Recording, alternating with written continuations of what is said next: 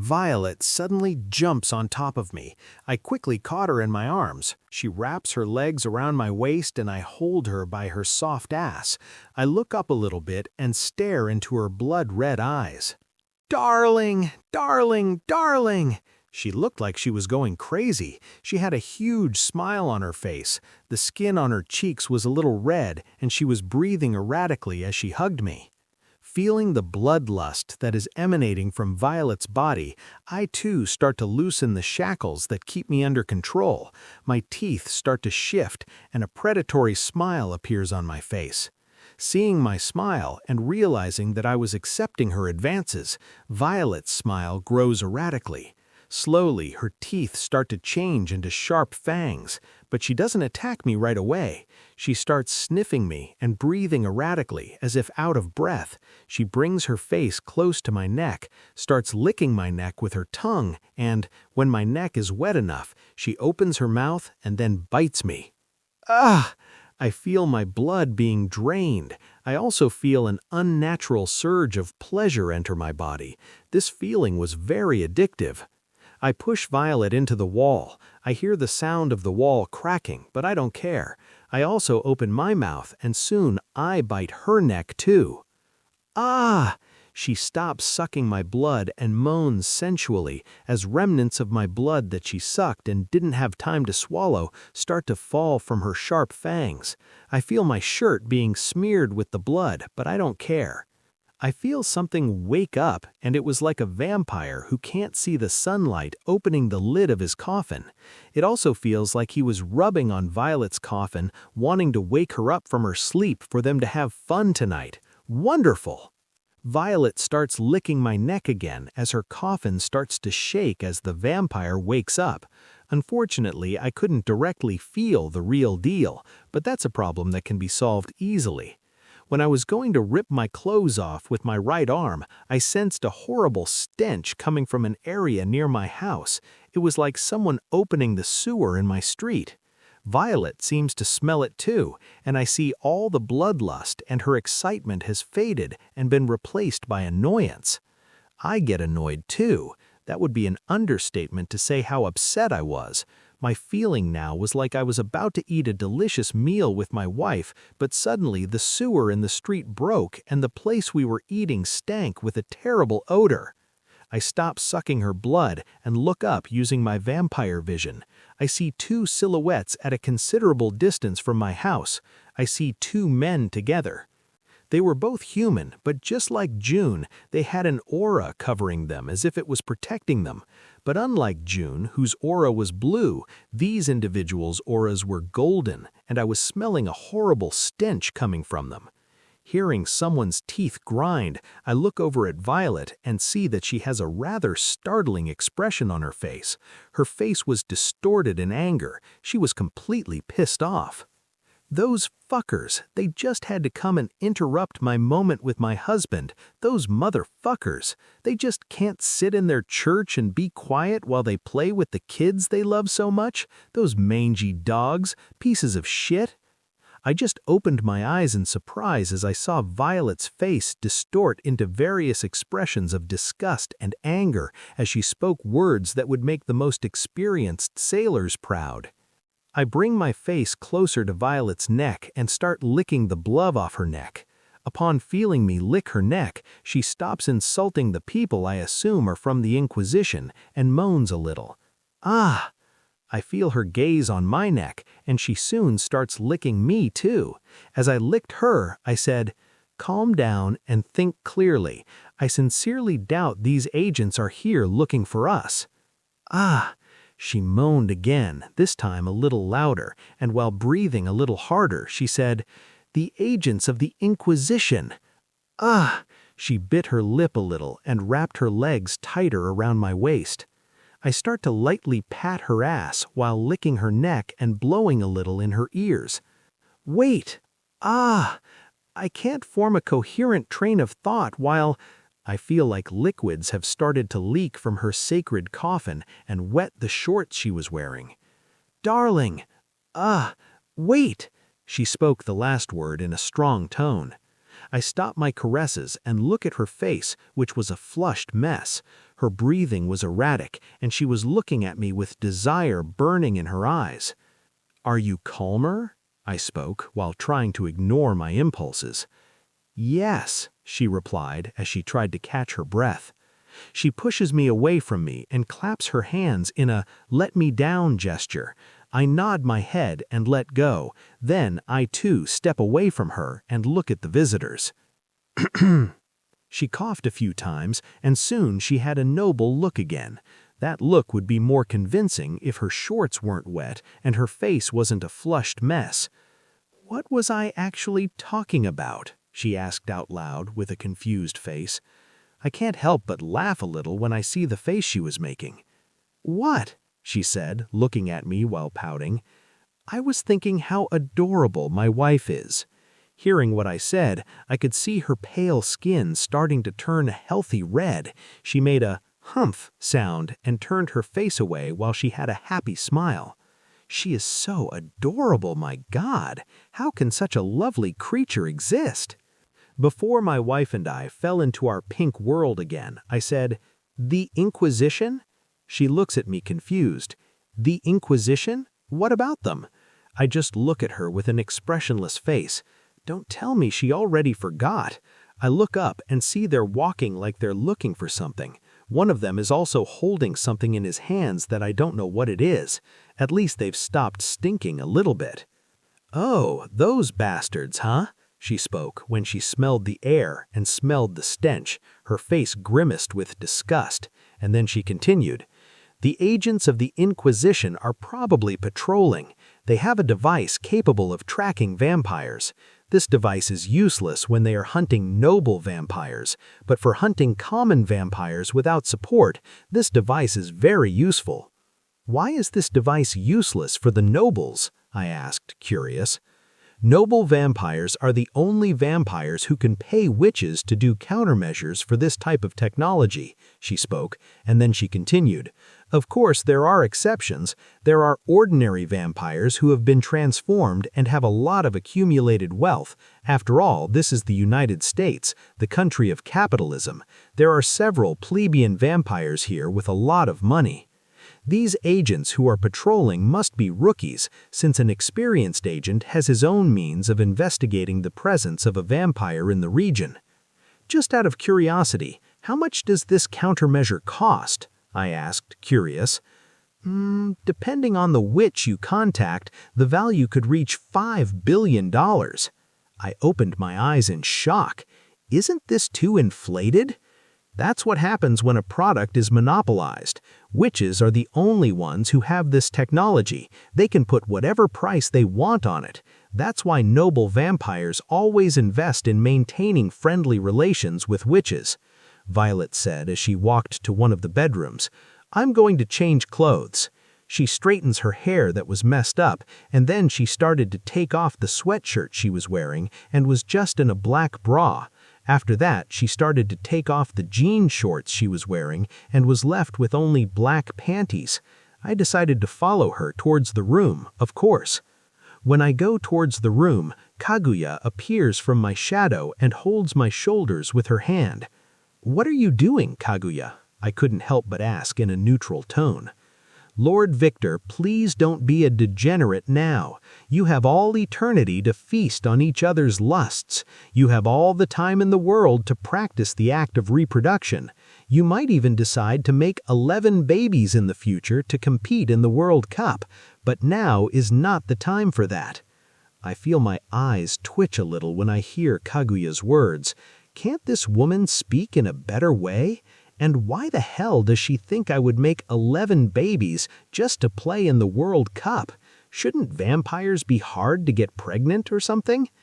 "Please join me, Lord Victor," Kaguya said as she pointed to the room beside Violet. I think for a few seconds about my decision. I know that Kaguya won't stop me again from entering Violet's room. I also know if I enter Violet's room now and I see my wife as she came to the world, I'm going to get excited again and start teasing my wife. On the one hand, I want to go into my wife's room right now, but this horrible stench that seems like the stench of a sewer lowers my spirits. Tisk, first, let's solve this little problem. I can't be horny now. I decide to follow Kaguya's suggestion and walk towards the room next to Violet. I enter the room and see that there's a change of new clothes on the bed. "Lord Victor, do you want help changing your clothes?" Kaguya asked while gesturing with her hand. She was looking at me with an expressionless face, but I could see her eyes shining. I swear I saw her doing an expression of, "Please accept, I'm a trustworthy maid." I'll be honest, I was a little curious how she was going to change my clothes, so, like a good adventurer, I said, "Of course, help me change my clothes." When I spoke those words, Kaguya's eyes changed to blood red, and I could see her eyes light up as if she was excited. Then she displayed a small, satisfied smile. "As expected from Lord Victor, Lady Violet has chosen a good husband." Before I could understand anything, she disappeared into shadows and passed through my body. I noticed that the clothes that were on the bed disappeared, and without me understanding anything that happened, Kaguya was standing in front of me again, holding the clothes I was wearing. The clothes I was wearing were even folded. It all happened so fast I could barely understand what happened. I looked down at my chest and realized I was already dressed. "This is impressive," I comment, surprised.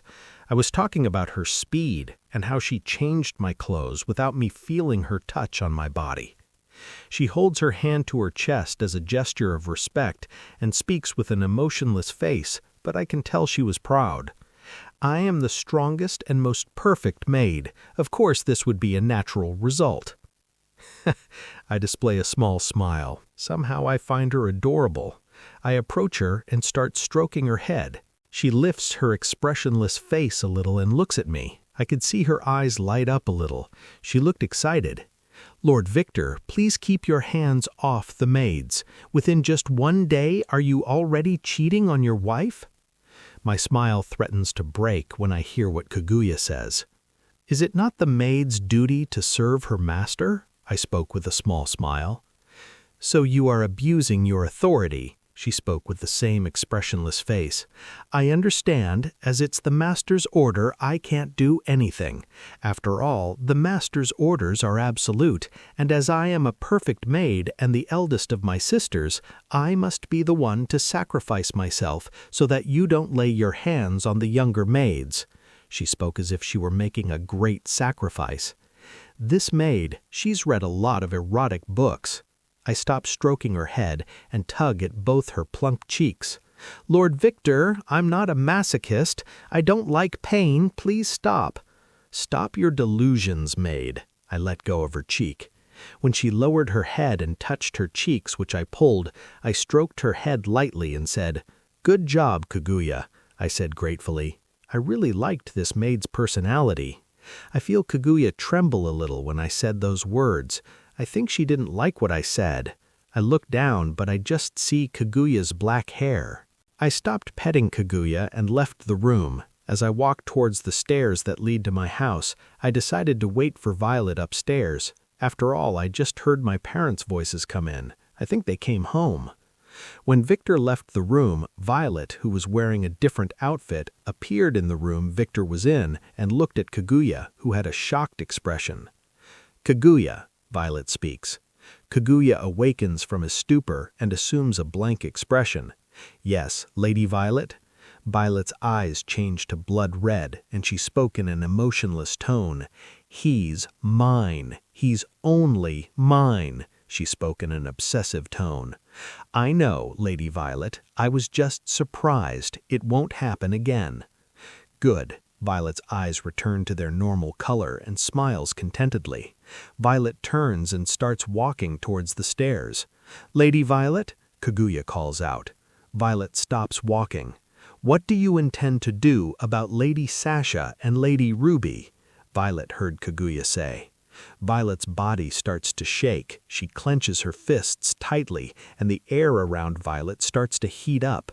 If a normal human saw Violet's face at this point, they would just run away in fear. Her face was distorted in anger. Her eyes were glowing with a dangerous glint, and all her sharp teeth were showing. She didn't look like a noblewoman, she looked like a monster that was hateful enough to burn the world. Realizing that Violet was losing control again, Kaguya takes a small green ball from her pocket and breaks it. Then she spoke in a neutral tone. "June." I know. June, who was wearing a green bikini, appears in a magic circle, and with the snap of her fingers, she insulated the entire basement she created with a sound isolation barrier. She made sure that any sound could not be heard outside the door or on the surface. She also reinforces the walls with her magic power. No longer able to take the feeling she was holding, Violet punches the wall. "Those bitches!" Boom! The wall breaks in the shape of a spider's web. She has an absurd strength as always, and it looks like she's stronger, June spoke in a calm tone, as if this happened often, but she was a little surprised that Violet was getting stronger. "He is just mine, just mine.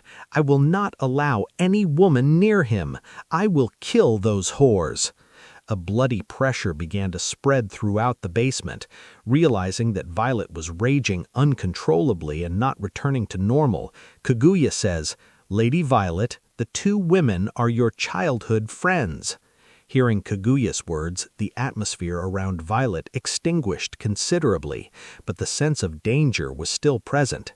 Violet clenches her fists tightly and bites her lip in frustration. It's like she's having an internal battle. But soon her obsession with Victor seems to win. I know.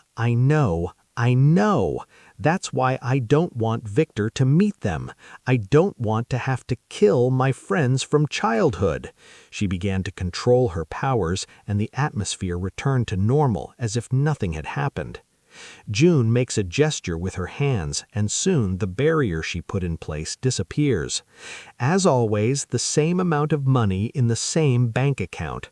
I'll charge a little more also for the teleportation tools. These things aren't cheap, and please don't call me suddenly. I was in Hawaii enjoying the beach, you know. Tisk tisk, see ya." She throws 3 more green balls to Kaguya, who took them and put them in her pocket. From beginning to end, Kaguya just looked at June like she was looking at a piece of trash, but in the end, she nodded her head in agreement with June's requests. The witch's services were cheaper compared to other witches she knew, so spending a little money to prevent Violet from screwing it up is a small price to pay in Kaguya's view. Natalia, the blonde maid who was wearing a French maid uniform, appeared from a hidden door. She came here through the secret passages June made in the basement. She was just having tea in one of the hidden rooms in this basement, but she decided to come here when she saw the noise Violet was making. "What do you intend to do?" Natalia asked. Kaguya sighed. "As the perfect maid, I cannot let Lady Violet make a mistake that she will regret in the future. After all, the maid must always want the best for her master." She spoke in a neutral tone. Then she continued, "Lady Violet is not taking the whole situation calmly. Her obsession with Victor is clouding her judgment. The ritual is absolute. All 3 women must join Lord Victor, because if they don't, Lord Victor may fall into a deep sleep, and the 2 women could also join him. If that happens, Lady Violet will go mad." Kaguya can't help but think inwardly. "Sigh, this whole situation is complicated, especially considering this has never happened before." Natalia, the blonde maid who was wearing a French maid uniform, spoke in a neutral tone with a small sigh. Kaguya nods, and soon she makes a decision. "I'll get in touch with Lady Ruby and Lady Sasha." Natalia, the blonde maid who was wearing a French maid uniform, said, "Be careful with the church dogs when you go out." Kaguya nods and disappears into the darkness. On the rooftop of a 20-story building was a maid with short black hair looking in the direction of a particular university. The university she was looking at was the same university Victor attended. Despite being several kilometers away, Kaguya could see the college as if it were very close. As she watched college, Kaguya began to think about what had happened in the past 2 days. Kaguya wouldn't lie to herself. She was a little surprised at Violet's new husband. At first, I thought he would run away when he saw my master's psychotic attitude, Kaguya commented to herself. After all, she knew Violet's personality well. Kaguya was a new vampire by vampire standards. She was only 210 years old. Since she became self-aware, she has always been trained to be the personal servant of the Snow Clan leader or heir. Kaguya is part of Clan Blank, a subsidiary family of Clan Snow. The two families have a blood bond that cannot be broken because Clan Blank's ancestor was one of the main members of Clan Snow who fell in love with a Japanese noble vampire. That is a story that happened over 1,000 years in the past. It is because of this ancestor that Clan Blank has some Japanese characteristics. Kaguya herself is a perfect example. Kaguya did not inherit the Snow Clan's flames, but she did inherit Snow Clan's immunity to the sun, and because of that immunity, Kaguya had to serve Clan Snow. Normally, it shouldn't be like that. After all, Kaguya's ancestor was part of Clan Snow's main house, and he married a noble Japanese vampire who could control the shadows. But because of the untimely death of Kaguya's ancestor's wife, the descendants of the noble vampire were left without political support, and because of that, they were demoted to a subsidiary family that exists only to serve Clan Snow. What about Kaguya's ancestor? He didn't care. The moment he found out his wife died, he disappeared and left his children in the care of Clan Snow. For Kaguya, this was really a tedious story, a story of a second-rate movie. Because of a vampire's decision, an entire bloodline was doomed to live eternally serving a clan. "Nice job, huh?" Kaguya thought aloud with a small smile on her face. Kaguya had always wanted to be the perfect maid since she was a little girl. In a way, she was just doing it to be praised. It was like a child who was trying to get the attention of her parents, but her efforts were never recognized. When Victor said, "Good job," for a moment she remembered her childhood. Just for a moment, she felt happy. But it's not all flowers. Reality soon hit her when Violet called out to her. Kaguya exhibited a small, disdainful smile. "Heh, I think in the end the stalker found a good man. Maybe I should work a little harder." Kaguya had a secret of her own. At first, she didn't like Violet. Wrong, she didn't like the Snow Clan's heir. She didn't like to feel trapped by the duty that was placed on her from birth. She liked being a servant, but she didn't like to feel attached to someone. The perfect maid can freely choose the master she wants to serve. Unfortunately, I'm far from being the perfect maid. Kaguya spoke with a shrug as she made a bored gesture, as if she had no choices. But soon she assumes her blank expression. But as Lady Violet's personal maid, I can't let her make a mistake she'll regret in the future. After all, I can't be a perfect maid, but at least I am a hard-working one. She chuckled a little to herself, and soon she jumped in the opposite direction to the university that Victor studied. "You guys really went to Bai? I thought you were kidding," I said, surprised and a little disbelieving what I was seeing in front of me. I was looking at my mom and dad, who bought several boxes of fireworks. "Why do you have that dead fish face?" she asked, and then she still doesn't give me time to answer anything. "Oh, you always have that look on your face. I'm sorry. Anyway, we have to celebrate. You have no idea how much I wanted a daughter-in-law so I could cuddle and cuddle," my mom spoke with a smug face. "Why are you treating my wife like she's your daughter?" I can't help but comment internally. Suddenly, my mother ran towards the kitchen and started looking for someone. She looked like a child who acquired a new friend and wanted to play. When she saw Violet, who was looking into the kitchen like she was looking at her arch-enemy, she ignored Violet's expression and hugged her. Violet makes a surprised expression, but soon she smiles softly and turned to look at my mom. "Lady Anna, what are you doing?" "Wrong, wrong, wrong." She spoke the same word over and over while shaking her head. "You are my son's wife, so you must call me Mom." Violet looked shocked at my mom. Violet was a tall woman. She was 180 centimeters tall, compared to my mom, who was 170 centimeters tall, so from my perspective, seeing my mom hugging Violet was a bit comical. She looked more like a younger sister to Violet than my mother. "Mother?" Violet spoke with a difficult expression. It was like a person who had never spoken those words before in her life. "Umu umu." My mom breaks away from Violet and nods with a satisfied expression. "That still wasn't enough, but I realize you're uncomfortable, so I won't force you into anything." "It's not that, it's just—" Violet was going to say something, but she was silent. It seems she must have some family issues. "Shh, don't worry. Everyone on this planet has secrets, even my son and his wife," my mom spoke with a meaningful smile. Violet smiled a little with a grateful expression. "But anyway, why were you looking at the kitchen like it was your arch enemy?" my mom asked curiously, and as always, she was brutally honest.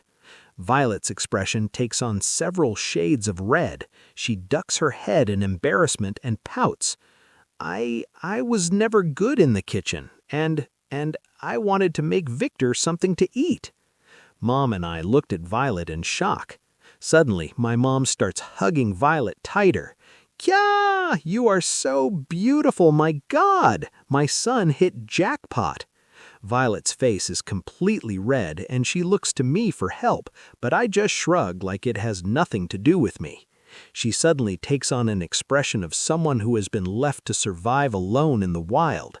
"Sorry, my wife, but I want you to be my sacrifice to my mother." And looking at the small smile on Violet's face, I can see that she's not disliking my mom's attitude. She's just a woman who isn't honest with her feelings, although she's surprisingly honest when it comes to me. I decided. My mom suddenly stops hugging Violet and yells. Then she continues, "I'm going to teach you how to cook." When I heard my mom's words, I couldn't help but wonder about the doubt I had when I heard Violet was bad at cooking. Can vampires eat regular food? "Really?" Violet asked with bright eyes. "Of course. Let's go." Suddenly, my mother pulls Violet by the arm and leads her into the kitchen. Soon, the two women start talking. "You found a good wife," my dad said as he was leaning against the wall with his arms crossed. I look at him and see him smiling at me with a satisfied face. I display a small smile. "You're wrong, Dad." My dad looks at me confused. "I didn't find her. She found me," I said. Women these days are more honest with their feelings, huh?" He spoke with a small smile. Then he crouches down and tries to pick up the boxes full of fireworks. "Leave it to me, Dad," I said as I walked over and placed all the boxes piled on my shoulder. In total, they bought 3 boxes the size of a normal microwave. My father, seeing me putting all the boxes on my shoulder, couldn't help but smile at me satisfied. "Now you can work as a bricklayer. You used to be very weak." Oof, I felt like someone had stabbed my heart with a stake. I look at my dad and think, he's really going to ignore the changes in my body, huh? Or maybe he doesn't care? Anyway, I appreciate that he's not asking anything. As I carried the boxes into the living room, I asked my father, "By the way, what took you so long? After all, it's already turned into night." I seem to speak loud enough for my mom to hear because she stops talking to Violet and looks at me. "We wanted to give you guys privacy. After all, you guys are supposed to be horny with each other, right?" "Mother!" I looked at her in shock. "Woman, control your mouth." "I know this is normal, you two are young, etc." My mom spoke in a bored tone, like it was no big deal. "Indeed, we enjoyed last night," Violet spoke with a smile on her face. She was saying that last night we sucked each other's blood, but that only increased the misunderstanding. My mom looks at Violet with shining eyes. "Looks like I'm going to like you even more than I already do. I found a partner." "Partner?" Violet questions, confused. "Yes, Do you know how difficult it is to be the only honest person in this house? My son is an antisocial man that, if it weren't for my teachings, would have become a simp to some successful streamer. Woman, why do you know these useless things? I thought as I placed the boxes in the room. Oh, Violet looks at me, and I turn away, ignoring her. After all, there are some truths to my mom's words. I wouldn't become a simp because I didn't have any money, and I wasn't foolish enough to believe that if I gave these streamers some money, I could get in their pants. Besides, I didn't even have time to think about it because I was worried about my health, and in the past I looked like a thin undead. I doubt any woman would be interested in me. And my husband, well, he's my husband. She spoke in a flat tone. It was like she didn't have much to say about my father. Well, in general, my father is a good father. He never missed anything at home, and he was always there when we needed him. Hey, woman, don't dirty my image in front of my daughter-in-law, my dad yelled. My mom just sticks her tongue out to my dad. Suddenly, I smelled the sewer stink again. Those agents must have returned. Honestly, I didn't have a problem with these agents. They were just doing their job. But for some reason, they stank like a sewer, and that annoyed me. I'm just annoyed by the fact that I was having a good, normal conversation with my family, and suddenly someone seems to have opened the sewer in the middle of our house. It was just an irritating feeling. Honey, should we get your things? I spoke out loud when I noticed Violet was starting to show her gentle face. I didn't want her to show this face to my parents. Although I think it's adorable, I don't know if my parents would like it, and that was a gamble I didn't want to make. And I'm self-conscious enough to realize that her face is scary for normal people, even though that expression is so adorable. Hearing my voice, Violet controls her expression and smiles gently. You're right, darling. My mom makes a sad expression. But we were having fun, she spoke while pouting.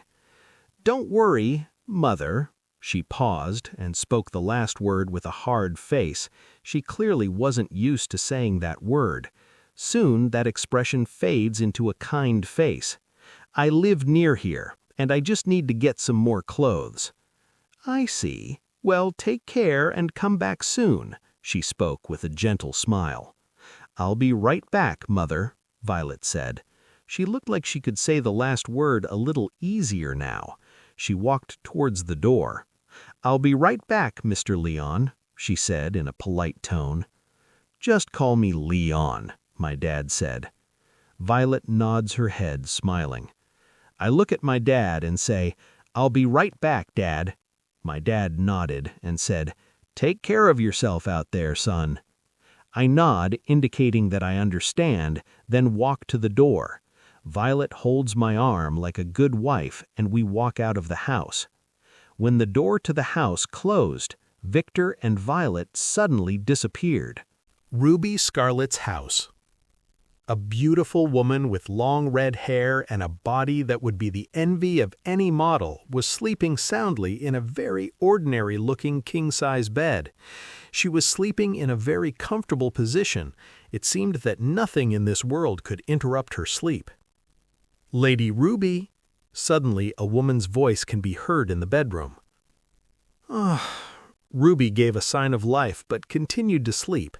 After all, she was fully convinced that no one would dare interrupt her sleep, and she also knew that no one would dare attack her family, and because of that conviction, she could sleep as if she had no worries in the world.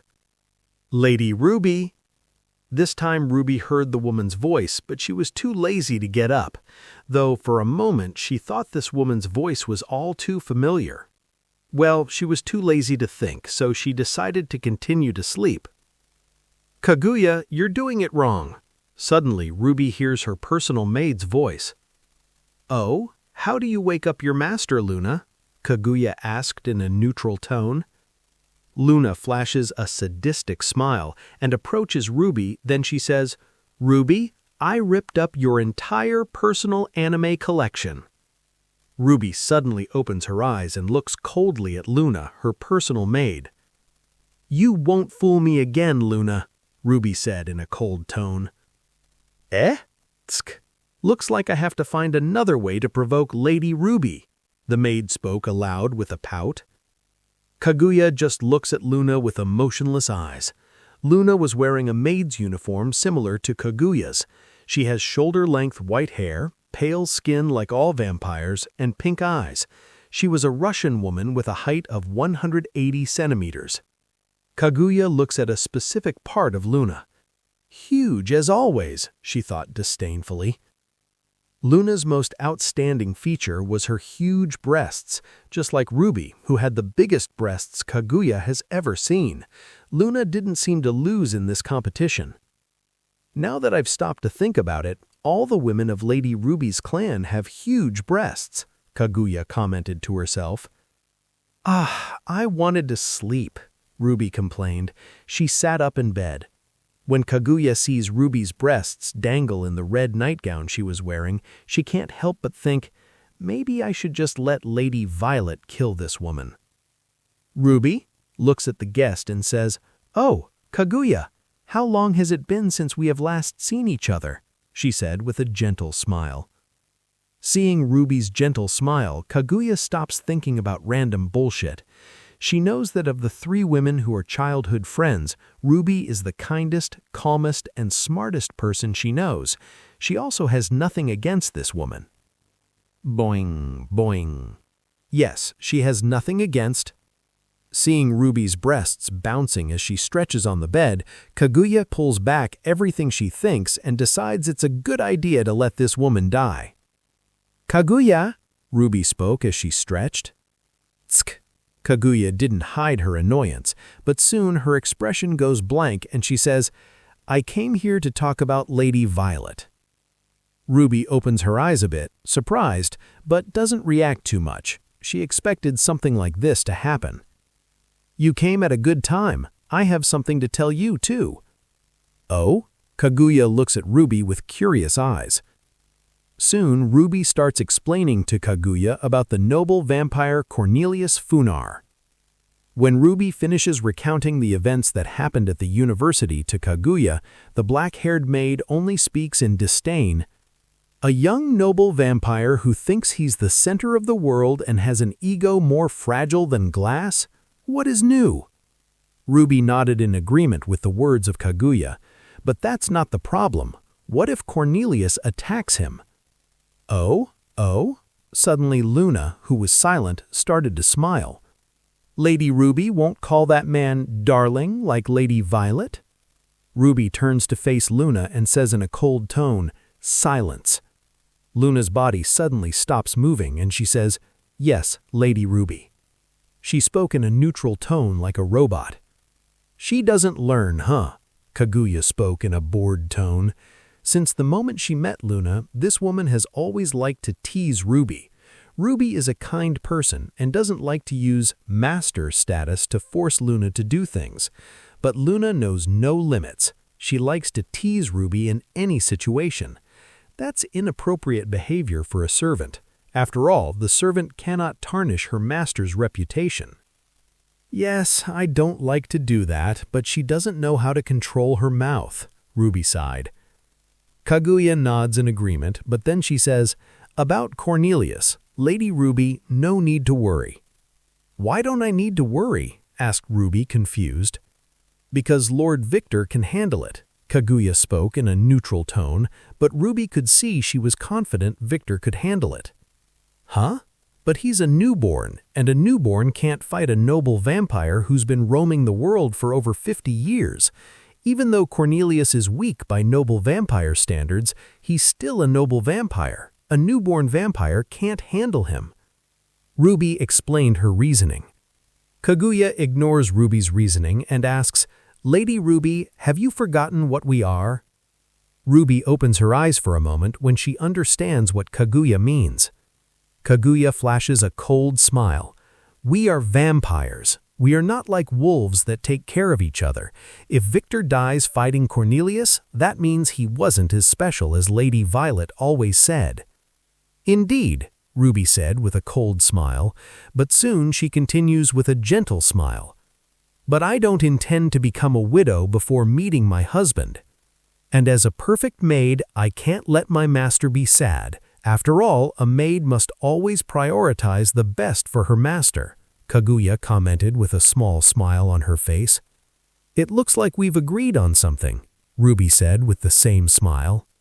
Indeed, Kaguya agreed. But I didn't come here to talk about that. Kaguya suddenly changes the subject. I came here to say that Lady Violet's possessive attitude has been getting out of hand since the moment she met Victor, and she will probably try to kill you without worrying about the consequences. I know, Ruby commented with a sad smile. I've known her since she was little. I know how crazy she can be when someone takes something that belongs to her, and honestly, I guess Sasha and I shouldn't have been there when Victor was turned. After all, he was someone Violet had always been watching since she was a child. Ruby puts her hand on her neck, and suddenly her eyes change to blood red. A bloody atmosphere started coming out of Ruby's body, and slowly it felt like Ruby's room was getting colder. It was like the temperature suddenly dropped into the negatives. But I don't intend to give up either. What happened in the ritual can't be undone, and I can't go into hibernation because of a little mistake like that. I have a lot of things I want to do in the future yet.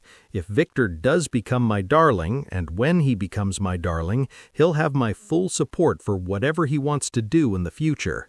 Ruby's smile grew unnaturally, and her sharp teeth started to show. She was no longer a kind woman. She seems to have changed to something much worse in just a few days. And Kaguya noticed this change. Outside, Kaguya had the same blank expression, but inside, she couldn't help thinking, for God's sake, another one? Does Lord Victor's blood have properties that turn female vampires into stalkers? I understand, I'm leaving, Kaguya said when she turned around. She had fulfilled her goal. Ruby, seeing that Kaguya was leaving, returned to her gentle appearance. Are you going to visit Sasha? She asked curiously. Yes, Kaguya said. Be careful with Sasha's new maid. She's special, Ruby warned her. What happened to the former maid? Kaguya asked as she turned and looked at Ruby, and seeing Ruby's look, she said, She died? Yes. She was murdered by the dogs of the church. Ruby spoke in an angry and at the same time sad tone. She knew Sasha's maid, Julia. She always talked a lot to Julia when she went to visit Sasha. I see, Kaguya spoke in a neutral tone, but Ruby could hear some sadness in her voice. Soon the shadow started to engulf Kaguya, and she disappeared. Seeing that Kaguya is gone, Ruby looks at Luna, then her eyes change to blood red for a moment, and soon Luna starts acting normally. Sorry about that again, Luna. It's okay, I know I go overboard sometimes. Sometimes? Ruby asked with an airbrow. Luna used her right to remain silent. Ruby sighs and looks at her watch. Seeing it was 8 o'clock in the morning, she thinks, it's still too early. My university starts in the afternoon, and I'm too lazy to make arrangements to avoid sunlight when I go out. I think I'll just sleep again. Ruby lays on the bed and pulls her sheet to cover her body. The moment she lays down, she feels thirsty. When she feels this craving for blood that can't be satiated by ordinary blood, she can't help cursing Violet. That bitch! She's got her thirst quenched, but she doesn't think about the consequences. Does she want my darling to go into a coma? Ruby's eyes kept changing red and green. She was trying to resist the bloodlust. Lady Ruby? Luna spoke, worriedly. It's okay, Luna. Soon this problem will cease to exist. Ruby spoke while still lying down. As soon as she covers the sheet up to her head, she closes her eyes.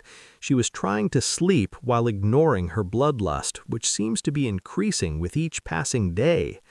Luna looks at Ruby worriedly. She can't help but think inwardly, that's bad. If it goes on like this, Lady Ruby could lose control or go into a sleep state. I need to do something. Luna was thinking about what she could do to help Ruby, but she couldn't find any ideas in her head when suddenly she has a brilliant idea. I'm going to get in touch with Ruby's mom." Two tall men were walking down the street as they were looking around.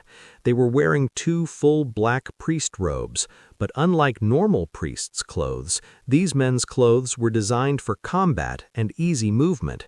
Around these men's necks, a small white crucifix can be seen. The two men appeared to have Western features. One had dark black hair and brown eyes. The other had light brown hair and black eyes.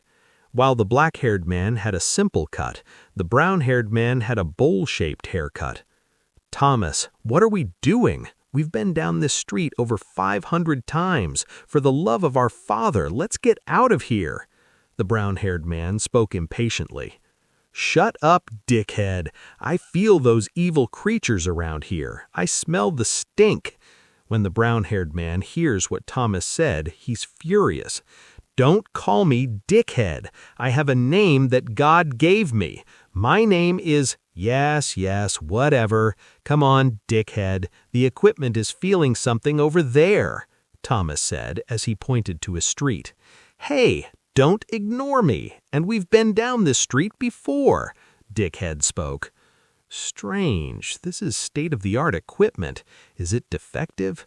Thomas said as he looked at the device in his hand. The device was shaped like a wooden crucifix. Dickhead approaches Thomas and looks at the equipment.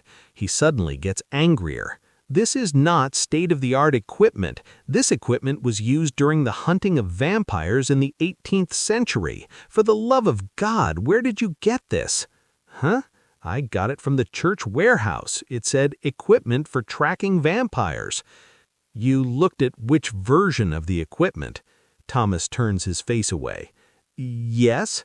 Veins start popping in Dickhead's head. "You are an idiot." "Are these the famous hunters from the Inquisition?" Victor, who was watching these two hunters on top of a house, asked as he looked at Violet, who was standing next to him. Violet turns her face away. "Yes," Victor replied. "Are you sure?" Victor looked at the two priests again and then looked at Violet, who was ignoring him. "Yes, I guess," Violet replied uncertainly. Victor looked at the two priests again, and seeing them argue again, "Are you absolutely sure they aren't two comedians dressed as priests?" Violet looked at the priests again. Seeing how she had no way to explain the attitude of those priests, she uses her right to remain silent. But internally she was thinking, "I evacuated the humans from the surrounding area thinking there might be conflict, but it looks like I've done a useless job. These two hunters are still inexperienced. Does it look like they're on their first mission?" she thought. Victor looks at Violet for a moment and ignores her. Then he uses his vampire vision and looks at the priests.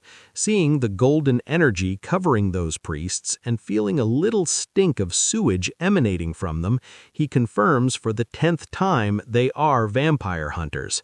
Sigh. Victor couldn't help but sigh. "No need to be disappointed, darling. There are experienced hunters. Maybe in the future you'll find other hunters better." Violet starts talking quickly, as if trying to cheer him up. Victor looks at Violet confused. "I'm not disappointed by that. I'm just disappointed that these two agents messed up our moment along with this stink of sewage. I was hoping they would be competent," he explained. "Oh, on second thought, they messed up our moment together, huh?" Remembering that she was about to finally catch up with Victor and those two hampered him with their stink of sewage, the anger she'd previously felt returned explosively. Violet suddenly starts to emit a bloodthirsty pressure. Victor, seeing Violet's bloodthirsty expression, thought she was very beautiful, but he also thought, "Fuck, she's gonna kill them." When Violet disappears, Victor also disappears. While watching her, he was thinking, "I can't let her kill those agents. I need to know their goals in this town." Thomas and his friend also sense Violet's killing intent. They stop arguing and assume a serious expression. "Jimmy!" Dickhead, now known as Jimmy, said, "You only call my name in this kind of situation, asshole." Jimmy takes a Bible from the little bag he was carrying, then he opens it and puts his hand on the pages of the Bible and begins to speak. "O my Lord, please forgive these corrupt souls and bless your lost lambs in this battle to come." A golden light descends on Jimmy and Thomas. At that moment, Thomas grabs the crucifix that was around his neck and yells out, "I am the man chosen by God to be his messenger." Suddenly, Thomas's crucifix changes its appearance, and slowly a Western sword forms in his hand. This sword had a normal appearance, but the blade was strange. The edge of the blade seemed to be covered by some kind of golden light. Violet appears beside Thomas, and, just as she was about to kick him, she is stopped by a golden barrier. Violet pulls away and looks at her feet that were a little bruised, but soon are cured by the vampire's abnormal regeneration. Then she looks at Jimmy with a murderous glare. When Thomas sees Violet's red eyes and her pale complexion, he yells with a hateful smile, "Vampire! We've actually found a vampire, and it's still in the morning." Jimmy opens his eyes wide as he realizes that only one coven of vampires could walk in the sun without worrying. "Thomas, we must run quickly. We need to get away." "Huh? Why? We have a vampire here. Let's kill her," Thomas yelled. "Fool, look at the situation calmly. She's a vampire, but she's walking around in broad daylight. Only one—" Suddenly, Violet appears at Jimmy's side again and attacks him, intending to rip his head off. "She's trying to eliminate me." Jimmy jumps back in an attempt to dodge, then pulls holy water from his bag and throws it to the ground. He holds up certain pages of the Bible and shouts, "Michael, guardian prince and warrior, defend me and protect me with your sword. Don't let any harm come to me." Suddenly, a golden sword falls from the sky and appears in front of Jimmy. The sword was giant, and it seemed to be made of pure golden energy. Violet quickly backs away, jumping back when she realized she couldn't kill Jimmy in time, since she doesn't want to take Jimmy's attack. "Oh, you're talented." She displayed a small predatory smile that showed off her sharp teeth. "I don't want compliments from a demon like you," Jimmy yelled. "How rude! Have you ever seen such a sexy, beautiful demon like her?" Victor suddenly appears on top of a fence while sitting down looking like a Japanese delinquent. Jimmy turns when he hears another voice, then he looks at Victor, and seeing the predatory smile on Victor's face and his red eyes, Jimmy felt a shiver down his spine. Another vampire who can walk in the sunlight? They are from that cursed noble clan. We don't have a chance here. We need to retreat. Thomas, seeing that a new vampire appeared and realizing that he was closer to him, exhibited a hateful smile. "God, bless this little servant with a strong body immune to fatigue. In this way, his servants will fight countless battles." Thomas's body began to glow, and the golden light from the sword that was located on its blade began to glow brighter. "Thomas, don't do it, you fool! Damn it!" Jimmy yelled angrily when he saw what Thomas was about to do. "They shouldn't be fighting this battle. We should have backed off and told the superiors that there are vampires from that cursed clan in this town." Thomas suddenly disappeared into golden light. "Hmm?" Victor looks to the side and sees that Thomas was approaching. Is he aiming for my head? From Victor's perspective, Thomas was still very slow. He also felt that the golden energy coming out of Thomas's sword was dangerous. "Ah! Give me your head!" Suddenly, Thomas's speed explosively increased, and he swung his sword towards Victor. Victor jumps up calmly and dodges Thomas's attack, but suddenly he feels like his face has been scratched. Ugh, what is this pain? It's like I've been burned from the inside. It's like thousands of ants are biting my face at the same time. He touches his face and thinks, "I'm sure I dodged it. I'm not foolish enough to let that energy hit my body. But how did he hit me?" "Thomas, you fool! Control your energy correctly. You missed a chance." "Ugh, I know," Thomas spoke as he avoided hitting a wall in front of him. He managed to stop in time to avoid being smashed against the wall. He stopped in front of the wall and started breathing heavily. He had used all his energy in that attack. This was an attack that could cause permanent damage to an ordinary vampire. Oh, can he control the energy any way he wants? This is interesting. It means that if he was an experienced hunter, I would have lost my head. I understand, Victor thought with a neutral face. He was learning a lot from this situation, but he also felt strange.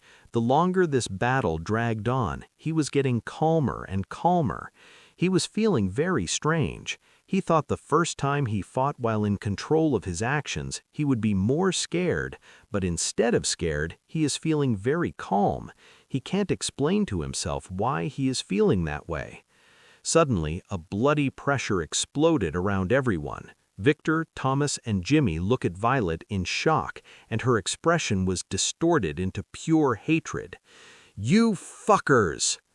Boom! A pillar of fire burst from Violet's body like a volcano that had erupted. She puts her hand to her face like she's possessed by something, while mumbling loud enough for everyone to hear. "How dare you? How dare you? How dare you hurt my beloved darling? You motherfucking pigs!" How could Violet allow this? Her beloved darling was hurt by mere pigs. They're just food for vampires. How dare they? "That fire," Thomas said with an expression of fear. "I warned you, we should have backed off. We don't have a chance against someone from that cursed clan. You never listened to me," Jimmy yelled, as he kept his attention on Victor, who was wearing a gentle smile, and Violet, who had a hateful expression. Looking at the pillar of fire that Violet was producing, all that was on Jimmy's mind now is to run away. He was extremely terrified since he provoked a monster that he shouldn't provoke. Victor suddenly started to laugh lightly when he saw Violet's face.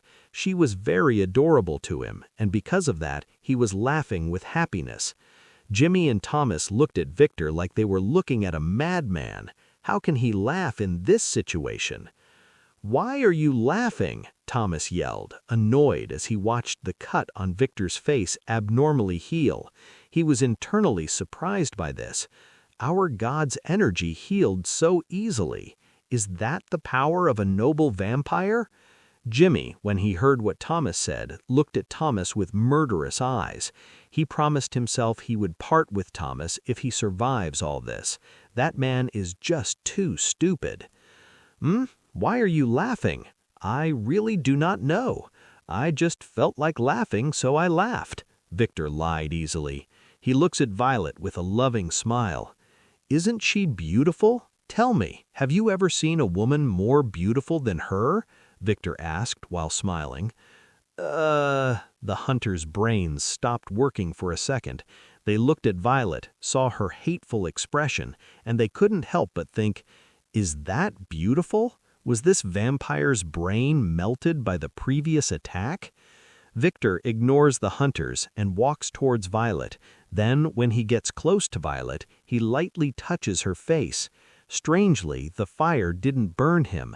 He just felt comfortable, as if it was natural for him. Violet slowly starts to ignore the hunters and looks at Victor with murderous eyes. Suddenly, she feels something invading her mouth. Feeling something wet invading her mouth and realizing what Victor was doing, Violet's hateful expression slowly began to melt and her cheeks slowly began to turn a shade redder. Tongues have started dancing in Violet's and Victor's mouths, but that doesn't last long. When Victor separates, a bridge of saliva forms. Then he flashes a gentle smile. "Are you calmer?" "Yes." She spoke with red cheeks as she turned her face and smiled a little happily. Victor laughs and pats her head. He finds the raw change in Violet's personality adorable. One moment she's a vampire killer, and the other moment she acts like a teenager who's in love, and he loved that trait of Violet. Suddenly, Victor looks at the two agents who were slowly trying to get away. Seeing that Victor looked at them, the hunters couldn't help but speak in fear. "Oh, shit!" Victor hears footsteps approaching, and he decides to leave the scene. Although Violet has evacuated the surrounding area, the fire that Violet invoked drew a lot of attention. Honey, get that boy with bowl hair, and I'll get Thomas. Do as I say, okay? He spoke with a gentle smile. Yes, darling, she commented, stuttering, while her expression was a little red with embarrassment. Victor uses his speed, and he disappears beside Violet, then reappears beside Thomas. Thomas was going to say something, but Victor kicked him in the face and put him to sleep. He then picks Thomas up like a sack of potatoes and disappears. Violet appears alongside Jimmy, but unlike Thomas, Jimmy can't resist being taken away. God, please protect this lamb that is being kidnapped to the devil's lair. In an abandoned building on the outskirts of where Violet and Victor's battle took place, I throw the hunter named Thomas to the ground. When he falls to the ground, he suddenly wakes up while yelling, "Ouch!" Violet came right behind me and threw the hunter named Jimmy to the ground. "Ouch!" He started to massage his ass. I notice that Violet is staring at Thomas with a murderous look, so I move closer to her and start stroking her head. "How are you feeling?" Her expression softens, and she bites her lip in frustration. "I'm angry. I want to kill him. He hurt my darling." I nod my head several times as if I'm agreeing with what she said, but actually I was thinking it's a good thing she's letting off steam. After all, if you hold too many emotions bottled up in your body, you can go crazy. Venting is a good thing, especially for vampires who feel emotions more strongly than humans. Did she get that way for just a little cut? I can't help but hug her in happiness. Humph! Violet made a weird sound as I hugged her and put her head on my chest. When she realized what I did, the rest of her turned bright red, and it seems like smoke started to come out of her head, a phenomenon that happened due to her powers, I think. I realized she was breathing heavily. She was embarrassed, but she seemed to like my scent. "I like when you are mad for me, but you can't lose control like that." I drop her head from my chest and gently take her face in my hands. Then I make her look at me. "Thanks for being mad for me, but don't lose control of your emotions in battle." I spoke in a definite tone, not allowing refusal. I may not be battle savvy, but one thing I'm sure of, losing control of emotions in a battle with hunters who were bred to exterminate vampires is foolish. "I will try not to lose control," she replied while breathing heavily. I could see her face was very red. I laughed a little. "I'll try not to lose control of my emotions." Wow, I sound like a hypocrite now. I tell her not to lose control of emotions, but I also don't know if I can control my emotions in the middle of battle. I say this for the simple reason that I don't know my current self. Sometimes my emotions seem out of control, like in the Luan incident, and sometimes my emotions are calm as a lake. This is just incomprehensible to me. Normally, I would be able to control my emotions. That was something I learned from my mother. But since I became a vampire, I don't recognize myself anymore. Easy things that I could do before, like controlling emotions, are no longer easy and became more difficult. This was a very strange situation for me. But I realized something. I'm only forced to demonstrate my true self when I have personal grudges with the enemy, or when I think the opponent is strong enough to face me. Did I know I was a battle maniac? Actually, what am I? Let's think about possible situations so I can form a coherent train of thought. The first situation, Luan. I had a grudge against him, and because of that I felt great when I humiliated him. The second situation, the Inquisition. The moment I realized the hunters couldn't give me a challenge, I lost interest and I calmed down. I'm changing. I'm changing too fast, and I don't know what I'm going to become when my evolution stops. What am I going to become? I can't help but display a predatory smile that shows off all my sharp teeth as I imagine what I'll become when my evolution stops. Seeing my smile, I can feel Violet shivering, and I can smell her scent that is leaking from her secret garden. She seemed to be excited. "Can we leave?" Hunter Jimmy asked in a shy tone. Violet stops looking at me and looks at Jimmy with an annoyed look. I lightly patted Violet's head and pulled away from her. To think about it now, these two men are no longer reeking like sewage. What's going on? Was it the effect of that device they were using? I smell the air a little bit, and they don't stink at all. Stopping to think about it now, during the previous fight, I felt their stink getting stronger. I think it's the energy they use that makes them stink like sewage for me and Violet. I look at Jimmy and see that he has a red face, embarrassed at Violet and I's show of affection. I flash a small smile. "Not yet," I say. "Oh, I see." He spoke in a dismayed tone. I laughed a little. "Don't worry, as long as you say everything you know, you can get out of here alive. After all, your goal here isn't us, right?" Jimmy looks at me with an excited face. "Yes, we came here to hunt a vampire named Lucy. He's wreaking havoc in the human world, and some time ago he kidnapped several men and women." "Jimmy, what are you doing?" Thomas interrupts. Something happens that surprises Violet and me. Jimmy turns and looks at Thomas with an annoyed look. "Shut fuck up, you fucking muscle brain." "Huh?" Thomas didn't understand. Something happens that surprises Violet and me. Jimmy turns and looks at Thomas with an annoyed look. "Shut fuck up, you fucking muscle brain." "Huh?" Thomas didn't understand why his friend reacted so strongly to his words. He was going to say something again, but he decided to keep quiet because he saw the look Jimmy was giving him. It was a look that said, "Shut up and let me figure this out." Well, this is interesting.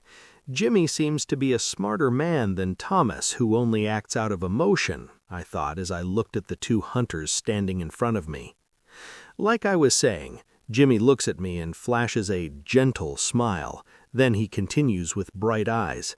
"Sir Vampire, we're just here to hunt down the vampire named Lucy." I had already deduced that. "Oh, who is participating in this hunt?" I asked curiously. Jimmy seemed to be very willing to cooperate. "Me, this idiot here, and 3 more veteran hunters. A man named Carlos Rice, he's an American vampire hunter, and a woman named Mizuki. She doesn't have a last name that I know. She's a Japanese hunter." Jimmy spilled everything as if he were confessing his sins to a priest. When Mizuki's name was mentioned, I felt a slight tensing from Violet, so I looked at her. When she saw my look, she opened her mouth and began to speak. "Mizuki is a veteran hunter. She is one of the new generals of the Inquisition." She spoke in a neutral tone. Then she continues, "She can fight a vampire who is over 500 years old easily. The last report I heard about Mizuki was from Japan, where she had single-handedly eliminated 10 clans of noble vampires. Japan's noble vampires aren't as strong as those in the Romanian community, but even so, that's an impressive feat." "How many generals are there?" I asked, curiously. I was surprised by the fact that it seems like humans have strong people on their side. 4. Each general is an exceptional force that can fight 1,000-plus-year-old vampires easily. They are the strongest humans alive." Violet seemed to praise them for a moment. Then she continued, "I don't know how they do it, but it looks like the Inquisition is getting stronger as time goes on." Historically speaking, humans always adapt against the threats they faced, so it's no surprise they're getting stronger, but I'm pretty sure the methods they're using to get stronger aren't nice for the people involved. After all, humans can commit the greatest atrocities for the greater good. Jimmy suddenly began to speak out loud. "It is clear the generals are God's chosen warriors. They have eternal youth and many God-given abilities. Ah, Father, bless this lost lamb." He spoke like a fanatic as he looked up at the roof of the abandoned building and clasped both hands together in a gesture of prayer. "Chosen by God, huh?" I thought with a little skepticism. Does the God he talks about so much exist? Why didn't he eliminate vampires? After all, he was supposed to be a powerful being, right? I think someone is using the name of God to bring people together to fight for their organization's goals. Well, this wouldn't be the first time in history that someone has used the name of God to do something like that. And the last hunter, what's his name? I asked Jimmy. Jimmy stopped praying and looked at me. It's not him, it's her. Then he continues. Her name is Maria. She's an American woman and also Carlos's partner, but she's missing. Maria, Carlos, and Mizuki. 3 strong hunters and 2 beginners. They're putting a lot of effort in hunting Lucy, as I believe that just Mizuki's presence alone would be enough to eliminate Lucy. He didn't look like a strong vampire. I start to reflect on the information I obtained, and I can't help but think of something. The situation has changed. This is becoming a dangerous game, and interesting. I can't help but smile a little when I think about it. But then I put my face to my hand and think, when did I start having suicidal tendencies? And why am I having fun with this situation? I'm a newborn vampire. If I were to confront these hunters, I would just die like a pig being slaughtered. I need to control myself. I start thinking about what I should do next. Then I look at Violet, who's been staring at me for a long time, and she says, "We can't let them go anymore." I nod in agreement with my wife's words. It looks like she had the same thought as me. Eh? Why? But we told you everything we know. Please do not kill me. I look at Jimmy and I can't help but think he's very cowardly and at the same time very smart. He prioritizes his life and doesn't mind selling out his allies to live on.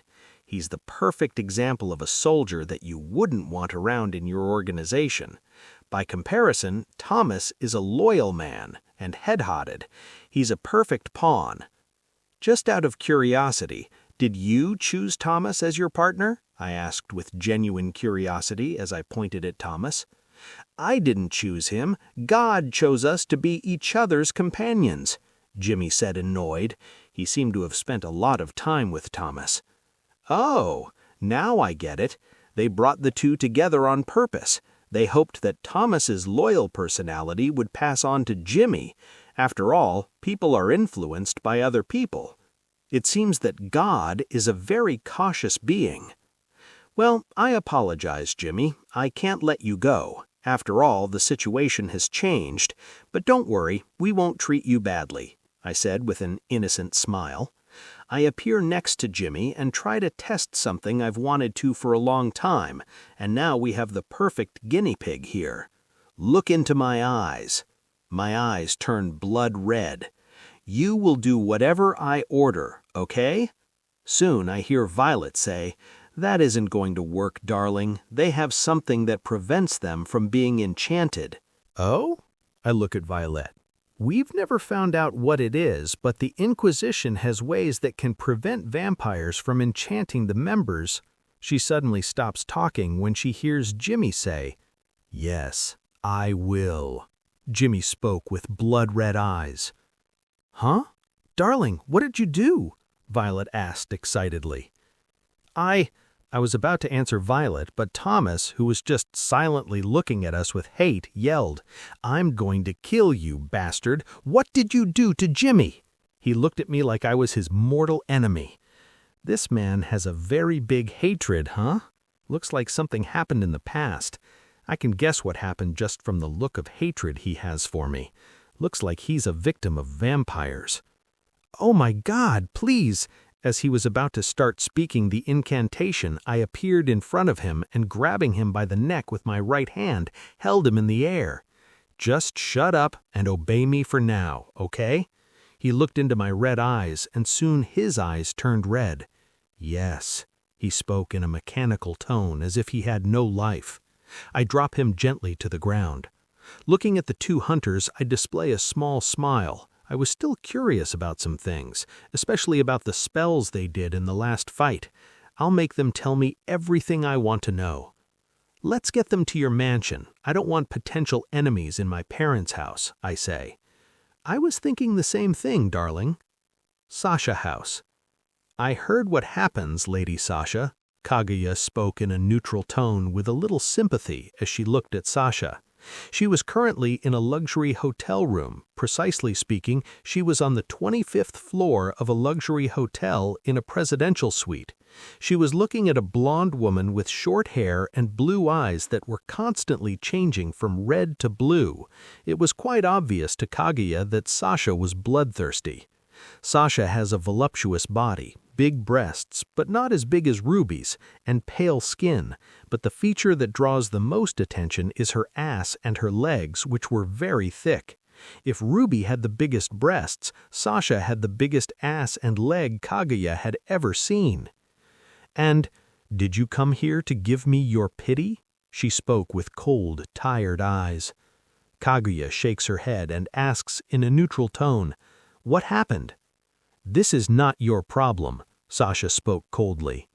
"Wrong," Kaguya said coldly as her eyes changed to blood red.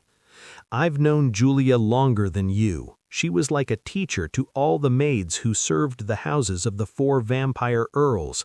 Just like she was a teacher to me, she was a mother to you. This is my problem too." Sasha opened her eyes a little and spoke in a sad voice. "I understand. I'm sorry." Kaguya was silent for a moment. She wasn't very good at comforting a person. "What happened?" she asked again in a neutral tone. Sasha's eyes that had been alternating between sapphire blue and blood red suddenly turned red, and then she orders, "Maid." A blonde maid gently opens the door of the room she was in, walks slowly towards Sasha's side, and stands beside Sasha waiting for any order from her master. From beginning to end, all her movements were very robotic. It was quite obvious that Sasha was abusing her status as master. Kaguya looks to the side and sees the blonde woman with her hair tied in a low bun. She has blue eyes and a serious expression. Her outfit is a maid's uniform, similar to the one Kaguya wears, and she wears long black gloves so as not to directly touch her master. Kaguya could also see with her vampire vision small threads surrounding the woman as if they were protecting her. When the maid appeared, Sasha began to speak. "After the ritual took place, I went home." She started to describe what happened. "January 31st. The day the ritual that turned Victor into a vampire took place." Sasha's point of view. "I do not believe this. I do not believe this. It's all Violet's fault, that stupid stalker," I said as I jumped from building to building and held my neck. My breathing was ragged and my mouth was oozing blood from that newly transformed human. This blood tastes so good. This blood makes those sack drinks that my family provides taste like nothing. The best blood I've ever tasted. And now, it's mine? Is this just mine? I shake my head several times to get that thought out of my head, then stop on top of a building and look up at the cloudy sky. I sigh and say, I can't believe I'm married to a stranger. I mean, Victor is not a complete stranger. Violet has always talked about him to Ruby and me since when we were kids. We always had to listen to Violet talking about her darling. Honestly, when I was a kid, I found this very irritating. But as time went on, I got used to Violet's craziness. I accepted the request to help with the ritual, but I never thought something like this would happen, I said as I crouched down and sat on the building. I mean, who would have thought this would happen? Shouldn't the ritual be individual? Why did this irregularity happen? Because of that, now I'm married, and I don't even know my husband personally.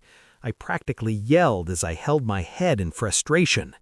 It's all Violet's fault. Oh, I'm getting annoyed again. Wait, suddenly I realize something important. If I don't take my husband's blood, I'll dry up. I'll turn into a dry mummy, and my body will go into hibernation. And that is still a positive result.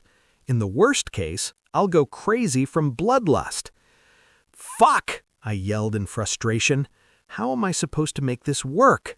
Hey, Victor, I am your wife. Give me your blood.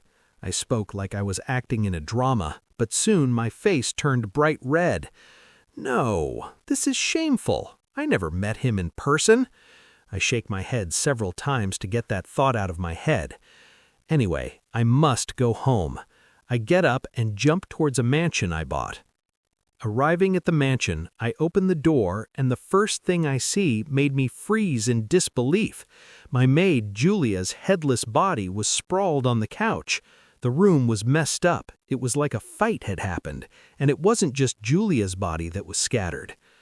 No, Julia? I spoke in disbelief. I couldn't form coherent thoughts when I saw the body of the maid who practically raised me since I was a little. I could see the bodies of all my servants, vampires and humans. A massacre took place here when I was gone. I didn't have time to be in mourning because I felt someone approaching at high speed. I covered my body with my lightning and dodged the attack. The attack passes by me, and I can see the door to my mansion breaking into pieces. "Oh, the ambush failed. That's too bad," I hear a man's voice. Looking at the man, I see he's a tall, bald white man, and he's wearing a priest's robes, but it looks like it's been adapted to look like a black suit. "Church dogs," I growled in anger, but soon I swallow that anger and try to stay calm. Now is not the time to lose control. But I can't control my anger. Seeing the body of my mother headless, a burning fury I can't control escapes my body. "You fuckers!" Boom! Lightning started to cover my entire body. The man ignores me and pulls tight the black glove he was wearing in a gesture as if the glove was loose. He stands like a martial artist and says, "God bless this servant's fist so he can punish sinners." When the man said this, his fist began to glow with a faint golden glow. When I try to move using my legs, I feel my movements being restricted. "Success! Good job, Carlos!" Suddenly, a woman who was wearing a nun's dress appears, same as the man. It looks like her uniform was tailored to look like a tight-fitting suit. I could see in her hands she held several strands spread all over the mansion. They suspend me in the air in a way that I look like I'm on a crucifix. "Nice job, Maria," Carlos spoke in a neutral tone. "Indeed, I don't want to deal with the heiress of Clan Folger. Those rays are quite incompatible with my fighting style." "Indeed, you're lucky to have me as your partner, or you could never capture her alive." "You're my lucky charm," Carlos praised her with visible feelings. They seemed to have something together. My anger reached the boiling point when these dogs treated me like I was easy prey to hunt. They invade my house, they killed the woman who was like a mother to me, they kill my servants and still despise me? Unforgivable! "Church dogs!" I screamed angrily. My teeth started to change and got sharper. Then a bloody pressure started to leak out of my body. "I'm going to kill them." Sigh, I knew it wouldn't be that easy, Carlos grumbled as if it were troublesome. Indeed, she wouldn't be the heiress of a Count clan if she was weak. She gestured with her hands, and the wires that were holding me started to get tighter, but I also felt my skin burning. "Ah!" I cried out in pain. I look at the wires and realize they have a slight golden glow. Realizing I was at a disadvantage while fighting indoors with this woman, I made a decision that hurt my pride. I need to run away. I can't fight alone now. I need to run away. I know I need to. But I look at Julia's headless body, and seeing that, the rage that was running rampant started to rise again. I'm angry. I am angry. I want revenge.